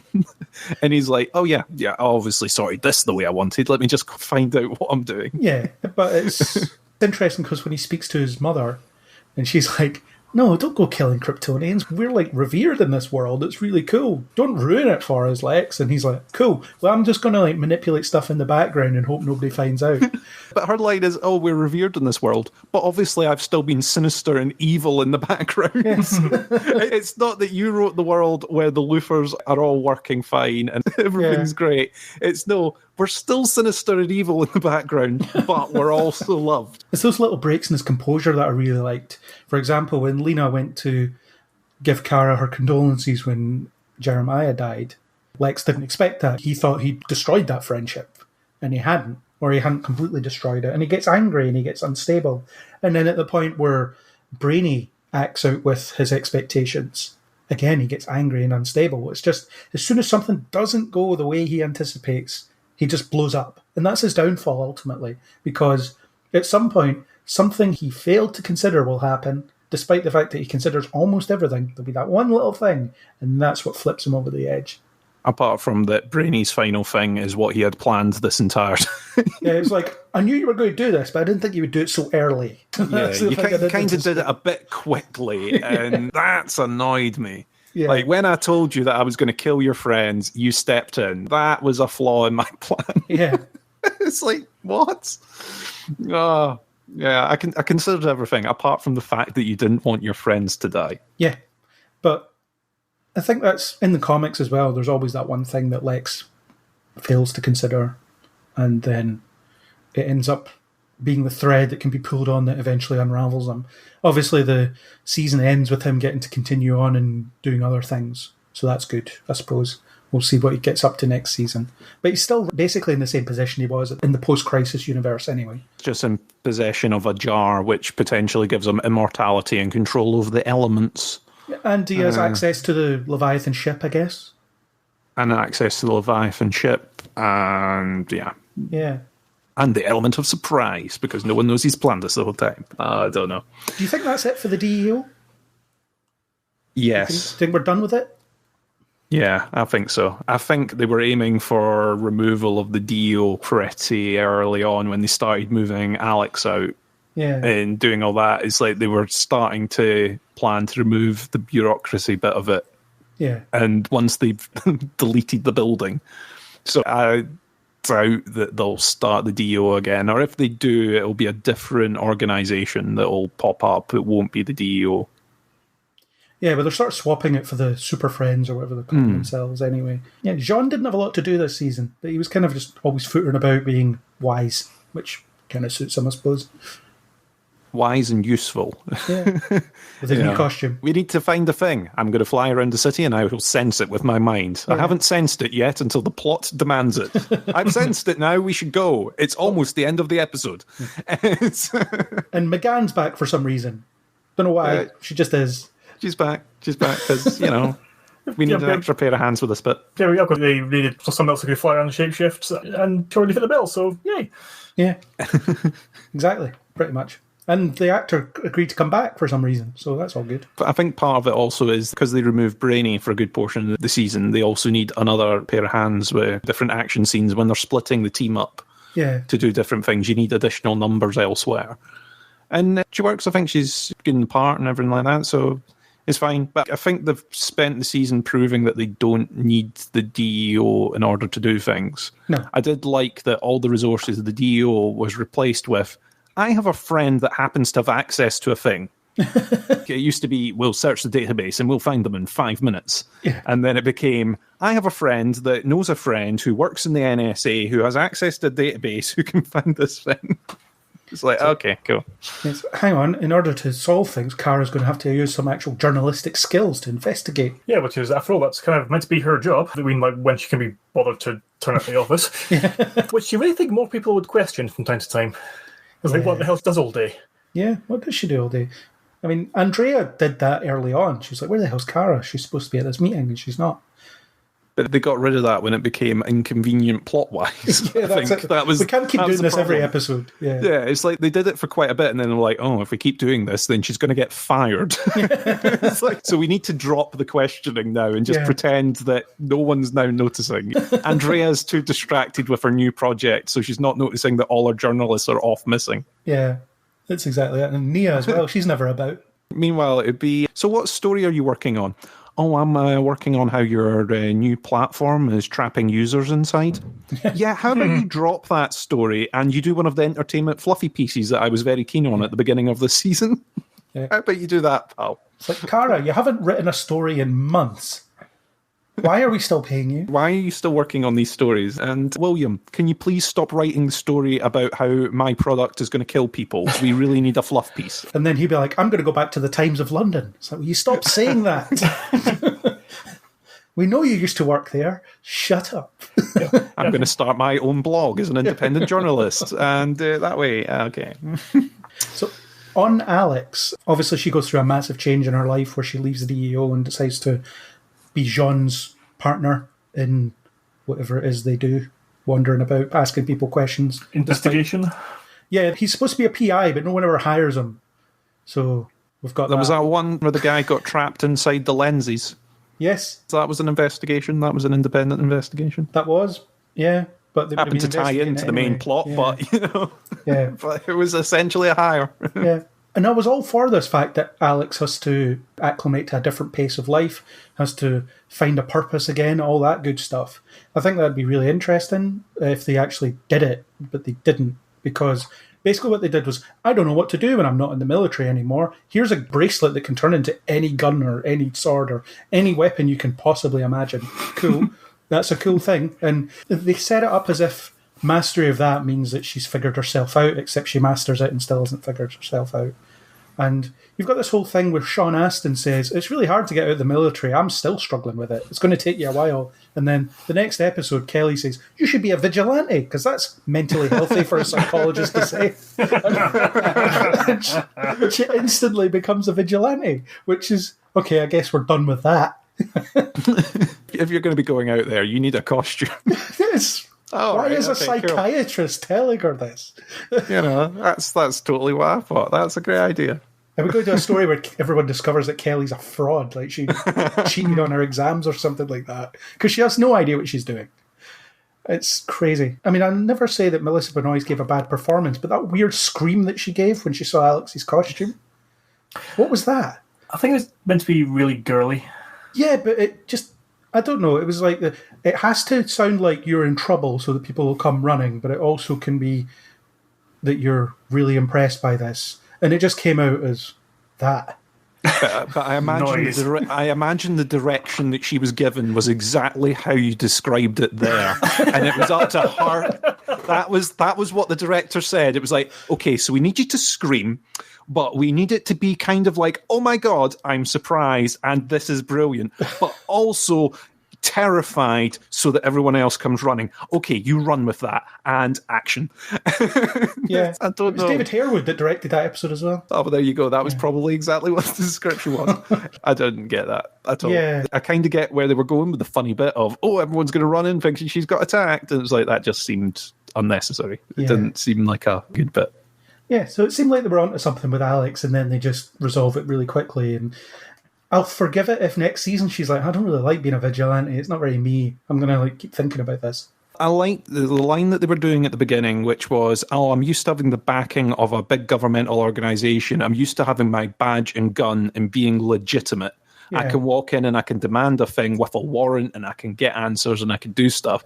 And I thought they were going to play about with that more. But like I say, it all got replaced with, oh, well, I happen to have a friend who has access to a thing. And they didn't run much with it. No. And it was the feeling of, oh, well, I don't fit in because I don't have superpowers, and now I don't have the backing of the organization, which was kind of my superpower before, was that I could bust through a window with 20 armed men at my back to help me out. It was now, if I'm busting through a door, I'm busting through the door myself with my I can make anything gun. Yeah. So they just didn't fly with it that way. They cut it too early, and then they went down the line that we've seen before with Jimmy, for example, which was, okay, I want to be part of this team, but I don't have superpowers, so I'll have a shield, I suppose, and I will kick people. That's how I will help out now. We've seen this bit play out before. Yeah, it was just kind of disappointing. Maybe they will revisit it next season and be like, she isn't as comfortable with this as she initially thought. There are other issues at play here she needs to deal with. We just don't know. But for now, it was just, this is too abrupt and too messy. It seemed like they had an idea of where they wanted to be, but couldn't quite figure out how to get there organically in the time frame that they decided on. Yeah, but you've got another season. You don't have to do everything this season. What are you talking about? Everything has to be done instantly, and repercussions of actions and decisions they need to be dealt with straight away, because that's how things work in this world. Yeah, this is true. You seem to be suggesting that they could do some form of slow build-up towards something like this, where someone thinks about the consequences of their decisions and doesn't just leap in instantly. Sounds like crazy talk to me. Yeah, mental. It's insane. It will never work. What about William, though? I warmed to him a bit more as the season went on. I think once they found a place for him that kind of worked, it was okay. And he was purposely acting like an ass in the first half of the season. And then it's pointless because it's a completely different William in the second half of the season. And then you have this, he's the love interest, although they have no chemistry somehow. So we have to believe that. Well, after the reveal of what it was he was really doing, and also what his behaviour was just different previously, it was a bit of adjustment for me, just not wanting to punch him in the face all the time. Because that's pretty much how I spent every moment looking at his smug, smirking face. But yes, after he started becoming less obnoxious, then my violent tendencies faded slightly. I thought it was hilarious that Kara managed to track the life cycle of their failed relationship when he just asked her out once. She was like, well, no, because we'll go out a few times, we'll get really close, he'll find out I'm Supergirl, he'll hate me for lying to him, he'll leave me, and then I'll be miserable again. It's like, it's a feckin' coffee, Kara, calm down. Yeah, but do you know, I've got to say, in that case, Kara was right, because we are all sitting at home doing the same. Because we were all sitting there going, yeah, she's going to go out with him. Yeah, she's going to break up with him because she can't reveal her secret. When she does reveal her secret, he'll be devastated and disappointed and break up with her. Oh, yeah, I can see these episodes going out. Yeah, don't go out with him. Don't go out with him. It's a terrible mistake. Yeah, and then they had that, because she has a gran that doesn't exist that's sick. And then there was a cat that doesn't exist. There's a cat that doesn't exist. I love it. It's like the first bit was she lied about her gran, so then he bought something for her gran or something. I can't remember. Yeah, it was like so then she was like, "Oh damn! Now I've definitely got to break up with you because now I've got to introduce you to my doesn't exist gran." Yeah. And then it was the cat. It's like, I've now invented a cat that's sick because, you know, when I made my gran sick, that was too serious. So I'll make it the cat. Now the cat's upset. John, I need you to disguise yourself as an old woman so I can introduce you to William. That would be brilliant. Yes. And I want to see that. You'd think that after 5 years of lying to people about what she does all the time, you'd think she should be a bit better at it by now. But the dumb excuses are supposed to be endearing, aren't they? It's like, you know, it's that Superman thing where it's like, oh, I have to go because I forgot something in the elevator. It's like, what? People just think Clark Kent's weird. He's always running off with weird excuses. And then Superman appears a minute later, but I'm sure that's unrelated. It's kind of what they're doing here. But I think most of the time William isn't paying enough attention as well. It's like, Kara's weird. That's why I like her, because she's kind of weird. We'll do a duet later and it'll be fine. Not awkward at all to watch. That was a really awkward scene. It's like, they're supposed to be falling in love by this duet, but they're not. They're not in sync at all. You could put Win up there, you would believe that they were falling for each other. Yeah, she actually performed the duet in front of a green screen. He wasn't really there. That'd be next season when social distancing filming is kicking. Everyone's in green screen. Mm-hmm. That virtual environment will come back so that they don't have to interact with each other in universe. We're all going to meet up in this place and fight a villain in the virtual world. Yeah, we all wear these anti-kryptonite suits now. Yeah, that's we've all got to wear them. Yeah. I don't know why you don't just wear the anti-kryptonite suit all the time.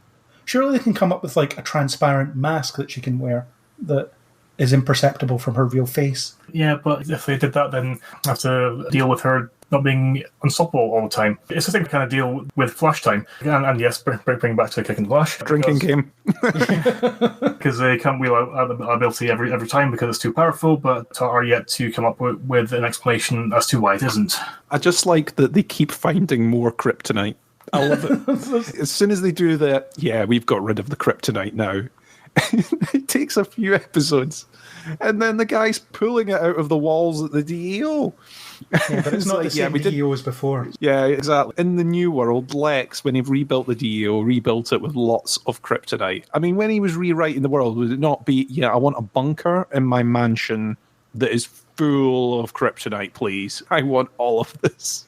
I want Earth to be made of kryptonite. Yeah, Earth is littered with kryptonite. There's tons of it. In fact, I want it to be an essential component in concrete. Wynn came back for a couple of episodes. That was good. I liked seeing Wynn. Yeah, I really enjoyed that because he was one of my favourite characters in the beginning. And it wasn't recently when he left because they had a replacement for him in Brainy. Yeah, though it was great to see him again. And also seeing that he has actually grown and developed as a character off screen and wasn't just exactly the same person that he was when he left. Yeah. I didn't like Wynn in the first season. Statements like, that's why you're not into me. You're a lesbian. And she's like, no. I just don't actually like you that much in that way. And he's like, oh well. That it was stuff like that. It was kind of how he was written at that point, and he got better as time went on. But yeah, I really liked him when he came back and he had powers and he had all the knowledge. And he's like, look, I have a wife and child, so I'm totally not into you anymore, Kara. Not like when Mon-El came back and had a wife. Yeah, well, let's just not think about that. Yeah. I agree with you. I think he got better. I think once they put him where he should have been, which was in the DEO, it worked a lot better. When they had him as sort of the IT guy on the outside, and I mean, like, it just didn't quite make sense. It kind of made sense for introducing the character, but then they built it better. It wasn't written well at first, and it was nice to have him back. It was one of those, and Andrew, you hit the nail on the head, he's had development as well. It's not that they just went, oh, yeah, we're going to have him back, he's going to do some jokes and things, and then we'll carry on. Did we need him to get closure with his virtual dad who, for some reason, had left a version of himself on a USB stick or something somewhere? No, we didn't need that. That's the answer. No, we didn't. It was pointless. It didn't really add to him because he'd always had closure on his dad. It's like, yeah, I don't like him. He's a bad person. And then this virtual avatar of him's like, I'm actually really proud of you, so it's fine, and I'm going to save you from this weird washed up duplicate of you that's also in this server plugged into this system. Yeah, he was just providing an artificial resolution for an issue that wasn't really there. Because one of Wynn's characteristics was that he wasn't going to be like his father. But holding that negative impression of him wasn't something that there was something his growth as a person. It was just a part of what drives him, and it wasn't something that required any resolution. Yeah, and the fact that he is a good father himself is that resolution as well. It's like, I'm not my father, I'm a better father than he was. That's enough. It's there in the subtext, which is probably why they felt like they needed to flesh it out. People aren't going to understand this. It's too subtle. How are people going to understand what we're aiming for unless we explicitly state it? Yeah. Plus, it was another episode where the DEO was going to blow up and wipe out half the city. Like, why is this building allowed to exist? If you blow up the core that's inside it, it takes out however many city blocks. If you're putting up a nuclear power station in a city or near a city, does it not have to be like legally several miles away? Well, normally it'll be sort of by the coast or whatever, so that it's got the water for the outflow for cooling and everything and it's like also that. not to be near a populated area. Yeah, in case it blows up. Far enough away that it's not going to immediately kill the population, only 5 minutes later or so. Yeah. But yeah, it does seem like a massive flaw. When they were out in the desert, it was maybe a better idea for them to be out there with their nuclear reactor rather than, But I bought it at that point. Yeah, it's fine. It's powered by this weird fusion reactor or whatever it is because it is so far away from the city, and if it melts down, it won't cause any issues. But no, we're right in the middle of the city. We have this really powerful power source in the building that frequently gets hacked and almost blown up. But what's it powering? What have they got building. in there? That's but what in the building is drawing that much power that they need their own reactor? The What have they containment cells? I don't know. doing there? No, you know, but you've seen containment cells elsewhere, and they've not got a massive nuclear reactor in the centre of the building. What have you guys got in there? Yeah. There's not a big shield to protect humanity or anything. You've got some cell blocks or whatever, but we've seen Supergirl smash through them fairly often. Yeah. Yeah. And you had another issue with that episode, didn't you, Chris? Oh, that episode is the one where they brought in unusual server radiation, which I loved as a line. It's my new go-to thing to put in tickets for my job. Customer detected unusual server radiation. To detect where this program's running, you've got to find the unusual server radiation. It's like, what's unusual server radiation? It's slightly hotter than the other servers? If your server's radioactive to begin with, I would say that's unusual. If there's unusual radiation on any of the servers, I would say you've got a problem. But then that maybe feeds into the reactor as well. Shielding isn't very good, so all the servers are irradiated. I mean, the server that I run gives off heat, which is radiation. It is true. If it was unusually warm, say, then you'd be like, oh my God, there's a sentient artificial intelligence on my server, rather than, I need to open the cupboard door. Processing a lot. And also, it's just on one server. You know, there's an entire farm of servers there. I'd duplicate yourself a couple of times. Don't limit yourself to one lousy server. Go for the whole thing. It's almost as bad as Felicity's. I've only installed this program on this tablet, which means that it can't stretch out as much as it needs to. But as we've seen, those little tiny contact lenses, I mean, that tablet might as well be an entire server farm. That's like all of Google's server farms rolled into one tablet. Yeah. Because we've seen what the computing power of those little lenses are. So the computing power of that one tablet, I think I've now got to roll back what I said in that Arrow episode, because that tablet obviously was capable of doing all that sort of stuff. I mean, imagine those servers, like the size of those servers, imagine what they are capable of, considering the size of the lenses. That's why you need a nuclear reactor to power them. Yeah, well, maybe it is, but what nuclear reactor are those lenses using in order to be powered? I mean, the batteries must be tiny. How do they work? I don't know. It doesn't make any sense. Technology in this program, I give up. There's not enough gigabytes on Craig's server. It doesn't work. We need more radiation on Craig's server so we can upgrade the space. There's not enough radiation on my server. There's not enough radiation on the server. We need excess radiation for more gigabytes. I forgot about Jean's brother and stuff, which I thought was okay. It went the way that you wanted it to, or you expected it to. He was going to be evil, and then he would be redeemed, and that was it. That's what happened. It was fine. I'd almost forgotten about it because it was in the first half of the season. It's almost like you should forget the first half of the season. Any of the pre-crisis stuff, it's not really important. None of it matters now. Yeah. I mean, some of it does, but only the stuff that matters, and we don't know what that is yet, so we'll find out later. Yeah, we've not decided. In future episodes, it may be a surprise that suddenly it does matter again. Yeah, that's it. Yeah. We've not written it yet. Yeah. I thought Brainy taking off his inhibitors was interesting, because I didn't expect it to happen, and it means that Jesse Rath stops putting on that stupid voice he kept putting on. You know, that kind of over-the-top, sort of weirdly broken diction type performance he kept doing. Yeah, well, I think that was just really to kind of create as like a differentiation like between the two Brainy states. Yeah, it was well done enough. I think the whole distance yourself from your friends thing was a bit stupid. I mean, it was just there to create tension and to give Nia something to be upset about, which it worked, and it didn't work as well. But it was in the last episode where his duplicate, his doppelganger that was inside him, was speaking to him and said, "I didn't tell you to cut yourself off from your friends." It's like, no, you did. That's exactly what you told him to do. He said attachments will make you vulnerable, will throw you off when you should be just trusting hard logic and the algorithm to rule everything. Precisely what you said. Yeah. And then I cut myself off my friends to make sure that they didn't become an obstacle. What do you mean that's not what you wanted me to do? The thing is, like, when he took off his inhibitor, I was kind of expecting him to go really cold and calculating, which didn't fully happen. It was like they went, oh, we want him to betray his friends and not care as much because it achieves the goals that are necessary for everyone to survive. And for everyone to survive, some sacrifices must be made, etc., etc., etc. But they didn't fully go down that route. No. It was like, oh, well, yeah, but he still actually cares about them and doesn't want anything to happen with them, and he's not happy with it going any further than this because we still want this character to be likeable and redeemable. Yeah. Whereas if we let him just fully go down the villain route again, it won't work. If you're not careful, he'll turn out like the Brainiac in Krypton, that show that's not part of this universe, but should be, and we want that Brainiac version back because he's amazing. I thought they were going to go down more the calculating route, make him colder, make him more firm, and they didn't quite commit to it. I like him as a character. I think he's been quite fun, the way he's been put together and the way they've involved him in certain plot lines have been good in the past and other seasons. But with this, I didn't quite get it. He seems really surprised that Lex's whole plan is to kill his friends. And he seems shocked at the fact that you're calculating all these things out, and surely one of the things you're calculating is Lex Luthor wants to kill Kryptonians. Surely that applies to this whole situation. His entire thing. Yeah, it's 100% his thing. If there's a plot, he's behind it to kill Kryptonians.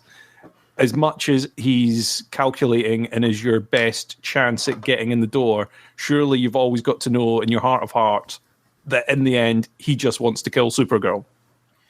I guess what they weren't really anticipating was, or I guess what Brainy hadn't anticipated is that Lex is as intelligent as he is, because he is a 12th level intellect, which means really there's no one on Earth that's smarter than him, except I guess Lex Luthor, who must be a 13th level intellect. Maybe 12.5 level. Let's not go too far here. Yeah, so there's a bit of that. Brainy seems like a genius, but I've never got the impression that he's the smartest being on the planet. I always feel like he's a bit dumb, really, in a lot of ways. A lot of that's the fact that he's socially awkward or doesn't understand how social conventions work, and Like when he started his relationship with Nia and he was going a bit too far, kept buying her food all the time and all that stuff. It's supposed to be funny and it's supposed to be cute and it kind of works, I guess. But in other aspects, I never quite got the impression that he's way, way smarter than everyone else in this room. Because I guess the situations don't lend themselves to that, because if he was that smart, he would solve every problem immediately. Or he would see the problems coming way before they arrive. He would see the patterns that other people aren't seeing and the approach of stuff that isn't there. I suppose the reasoning is supposed to be, he's had these inhibitors on the whole time, so that stopped him being as fully powerful as he should be. Though, in theory, that stopped this season, so he should be predicting these things and should be more in tune and having the knowledge but none of the street smarts kind of works. It's like you know all the rules but you don't quite know how to play the game kind of thing. I get that, but there's just bits of it that just didn't work for me. It's like you either need to commit fully to it or not, and having the character in conflict doesn't quite work for me. You either knew 100% that Lex at some point was going to try and do this, or he's dumb. He just didn't pick up on it whatsoever. And as with Lena, it does him no favours to be separated from the main cast for a good chunk of the season. I think that never helps, where we're going to have someone off doing their own thing for a bit, because part of the appeal of this show is how they all bounce off one another. So when he's only working with Lex and interacting with Lex, and occasionally interacting with the others, where they're instantly suspicious of him because he's working with Lex, it doesn't work as well. It was even the bit where he's withholding information, and I'm trying to remember the episode. It's when they try and find the alien that's attacking Andrea. And he goes, I'm just going to not tell them that he's actually in this barn. And they make the decision to check out the barn anyway. Yeah. So it's like, send them on a wild goose chase. Go, no, actually, I've found a location, and it's a barn that turns out it's miles and miles away from that other barn. So they'll go off over there. I actually sent them away, not tell them, I've not been able to find anything in my database. So they go, might as well check out that barn we got told about then. And off they go. So if it's meant to be the smartest person in the room, then it's not there. And I would have liked either a turnaround where it turns out Brainy was playing Lex the entire time. That would have been the double cross that I really wanted to see, the triple cross. Lex thinks he's controlled everything and planned everything out. Brainy's went behind them and managed to get into Leviathan by telling them that Lex is actually the one that's trying to stop them. Yeah. Would have loved that turnaround. That would have been great. That would have made it all the worthwhile. It turns out I've been contacting Leviathan behind their back and telling them to play along with you. Great. That would have worked for me. But having it going, I'm now surprised that you want to kill Kryptonians. It was like, it turns out you were evil all along. Oh, no. Oh, I'm shocked. They just, nah. Because we as the audience, I hope we as the audience are not supposed to be surprised. Yeah. Please tell me that the whole time they didn't think that the episode with Lex being behind everything was supposed to be a turnaround where we go, you what? No way. Because it's like, this is the episode that we've been waiting for. Like you say, Andrew, it must be in his contract that it happens every time. Or they go, we've got this episode in the bag. There's the episode where we reveal Lex was behind everything. I think it's to the extent that Lex is behind everything is a bit of a surprise in some cases. Yeah, I mean, the fact that he went in a disguise to speak to a person at one point, I did like that. That made me laugh. The hippie barman. Brilliant. I was like, what? Okay, cool. Can you not hire a guy for this? Yeah, could he not have just paid the barman? If you had had him in the corner of the room paying the barman going, right, what you need to do is you need to go up to this guy. Or no, he's been hired as a barman. Or all you need to see is the scene after that where the actual barman comes up from refilling a keg or something and goes, who are you? And kicks him out or something. No, he's just there. Does he own the bar now? I don't know. Maybe he bought the bar especially to do that. I wouldn't put it past him. He's got all the resources, so why not? He bought his own bar. He was planning that far ahead. Don't see why not. Yeah. Dear. Some of it, you're like, so he was behind this bit and that bit. But I still didn't quite get his plan. I didn't get it. It's like, I'm going to put a thing in the code that gets people trapped. You're not going to fix it, and you're not going to tell Leviathan what I've done. And the only response that they're going to be able to do is they're going to kidnap these people and store them in this warehouse. Right? That's the plan.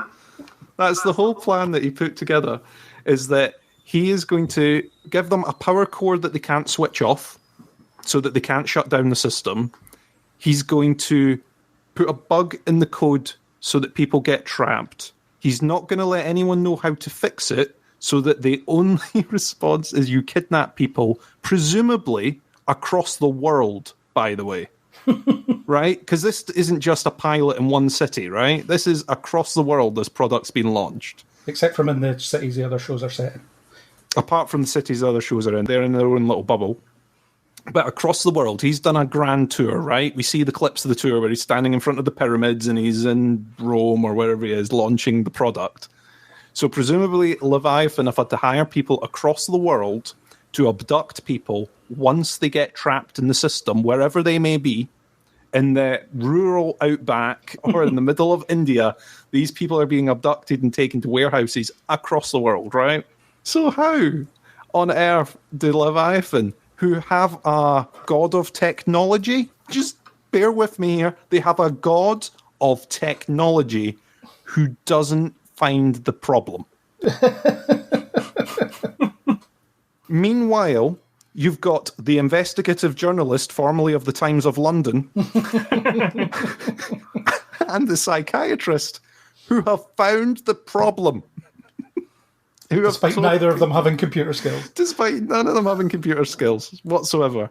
And this memo presumably has been circulating, unless, I mean, don't get me wrong, maybe they've only told the one person in the company. And this news hasn't gone very far because the one person they told, the CEO, has only told one secretary about the issue and assumed it was fixed.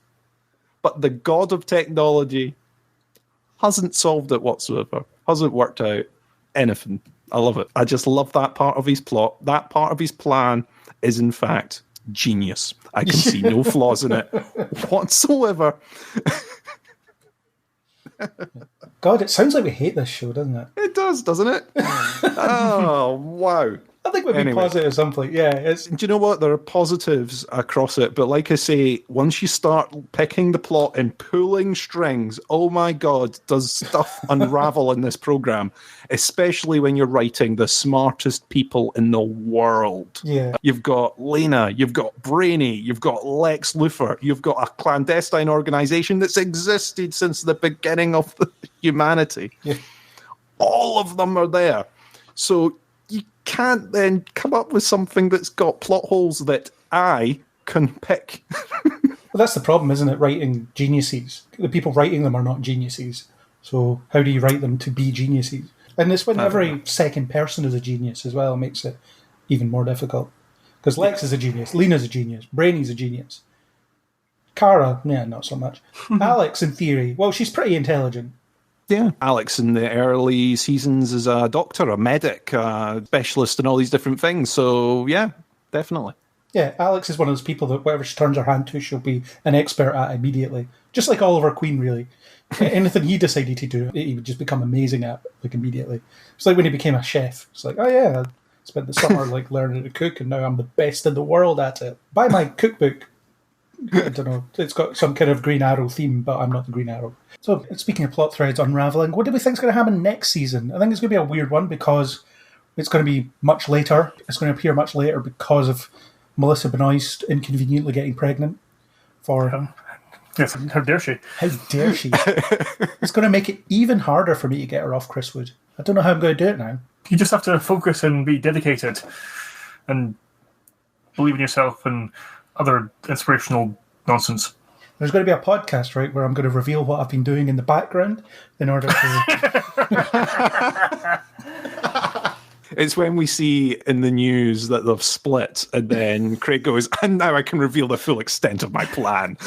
I'll just be like, oh yeah, that's a shame. That's all part of the plan. And then there'll be some weird flashback to me just, I don't know, sitting on message boards or something, like posting stuff. Spreading idle gossip amongst her friends so that they start spreading it towards her. Good for them. It's really good when unspeakably attractive people get together and then have children. Craig dressed as some sort of hippie barman. That's it. How's the kid, Chris? Chris Wood.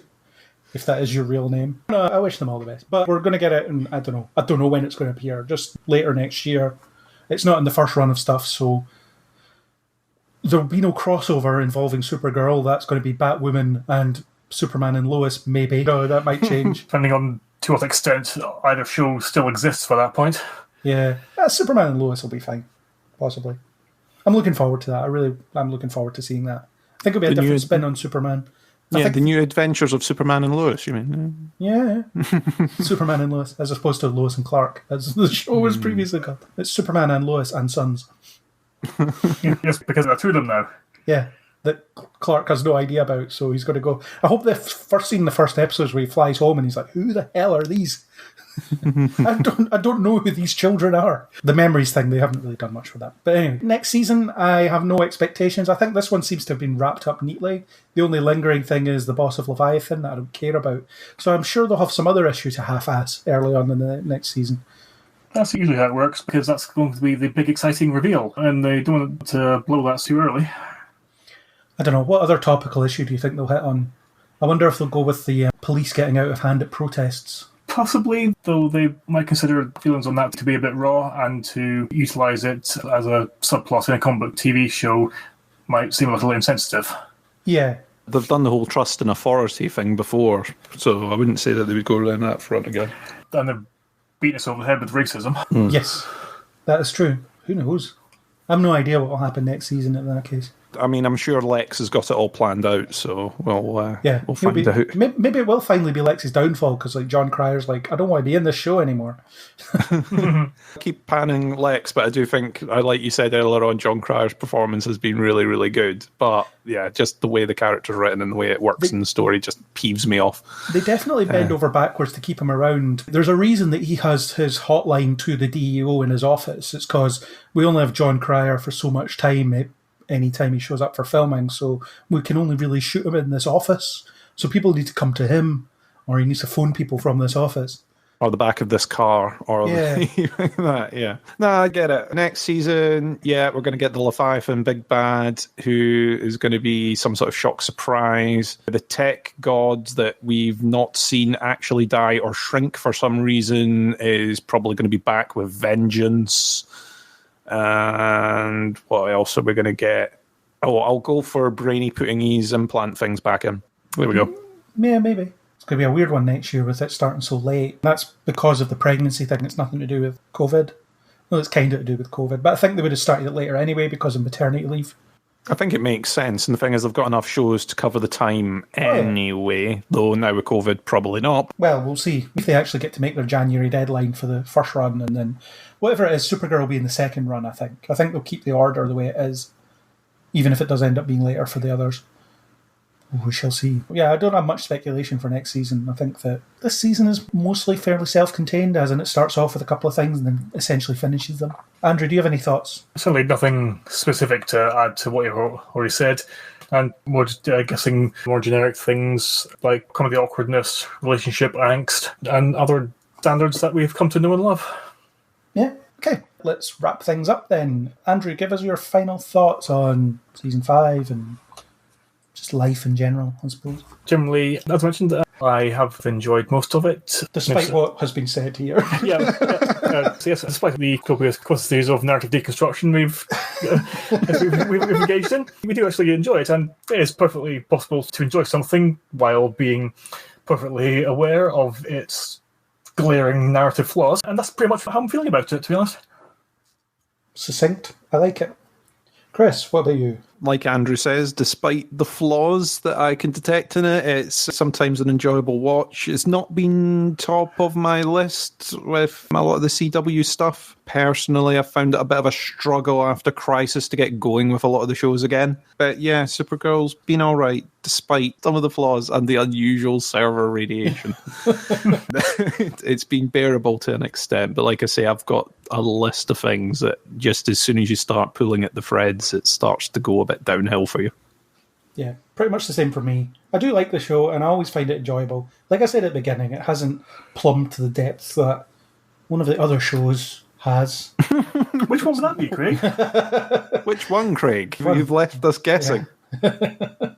Well, you'll need to keep tuning in or listen back and find out, because it's in there. Maybe it's on the Snyder Cut podcast that you can also listen to. That also exists, possibly before this one or after this one. I don't know when it will be published. It might be before this, might be after this. What is time? Yeah, it's fine. I think they bit into a few bigger issues than they could actually develop properly, as we've said. And I think it's a real shame, because it is something that was rife for some really interesting development. But at the same time, I don't know how you would tell that story with a Kryptonian as the main character either. But I'm not here to tell them what they should be doing. I'm here to critique what they did do. So that's where I win. I get to be critical and not suggest improvements. And when it comes down to it, isn't that what putting things out on the internet is all about? Exactly. Exactly.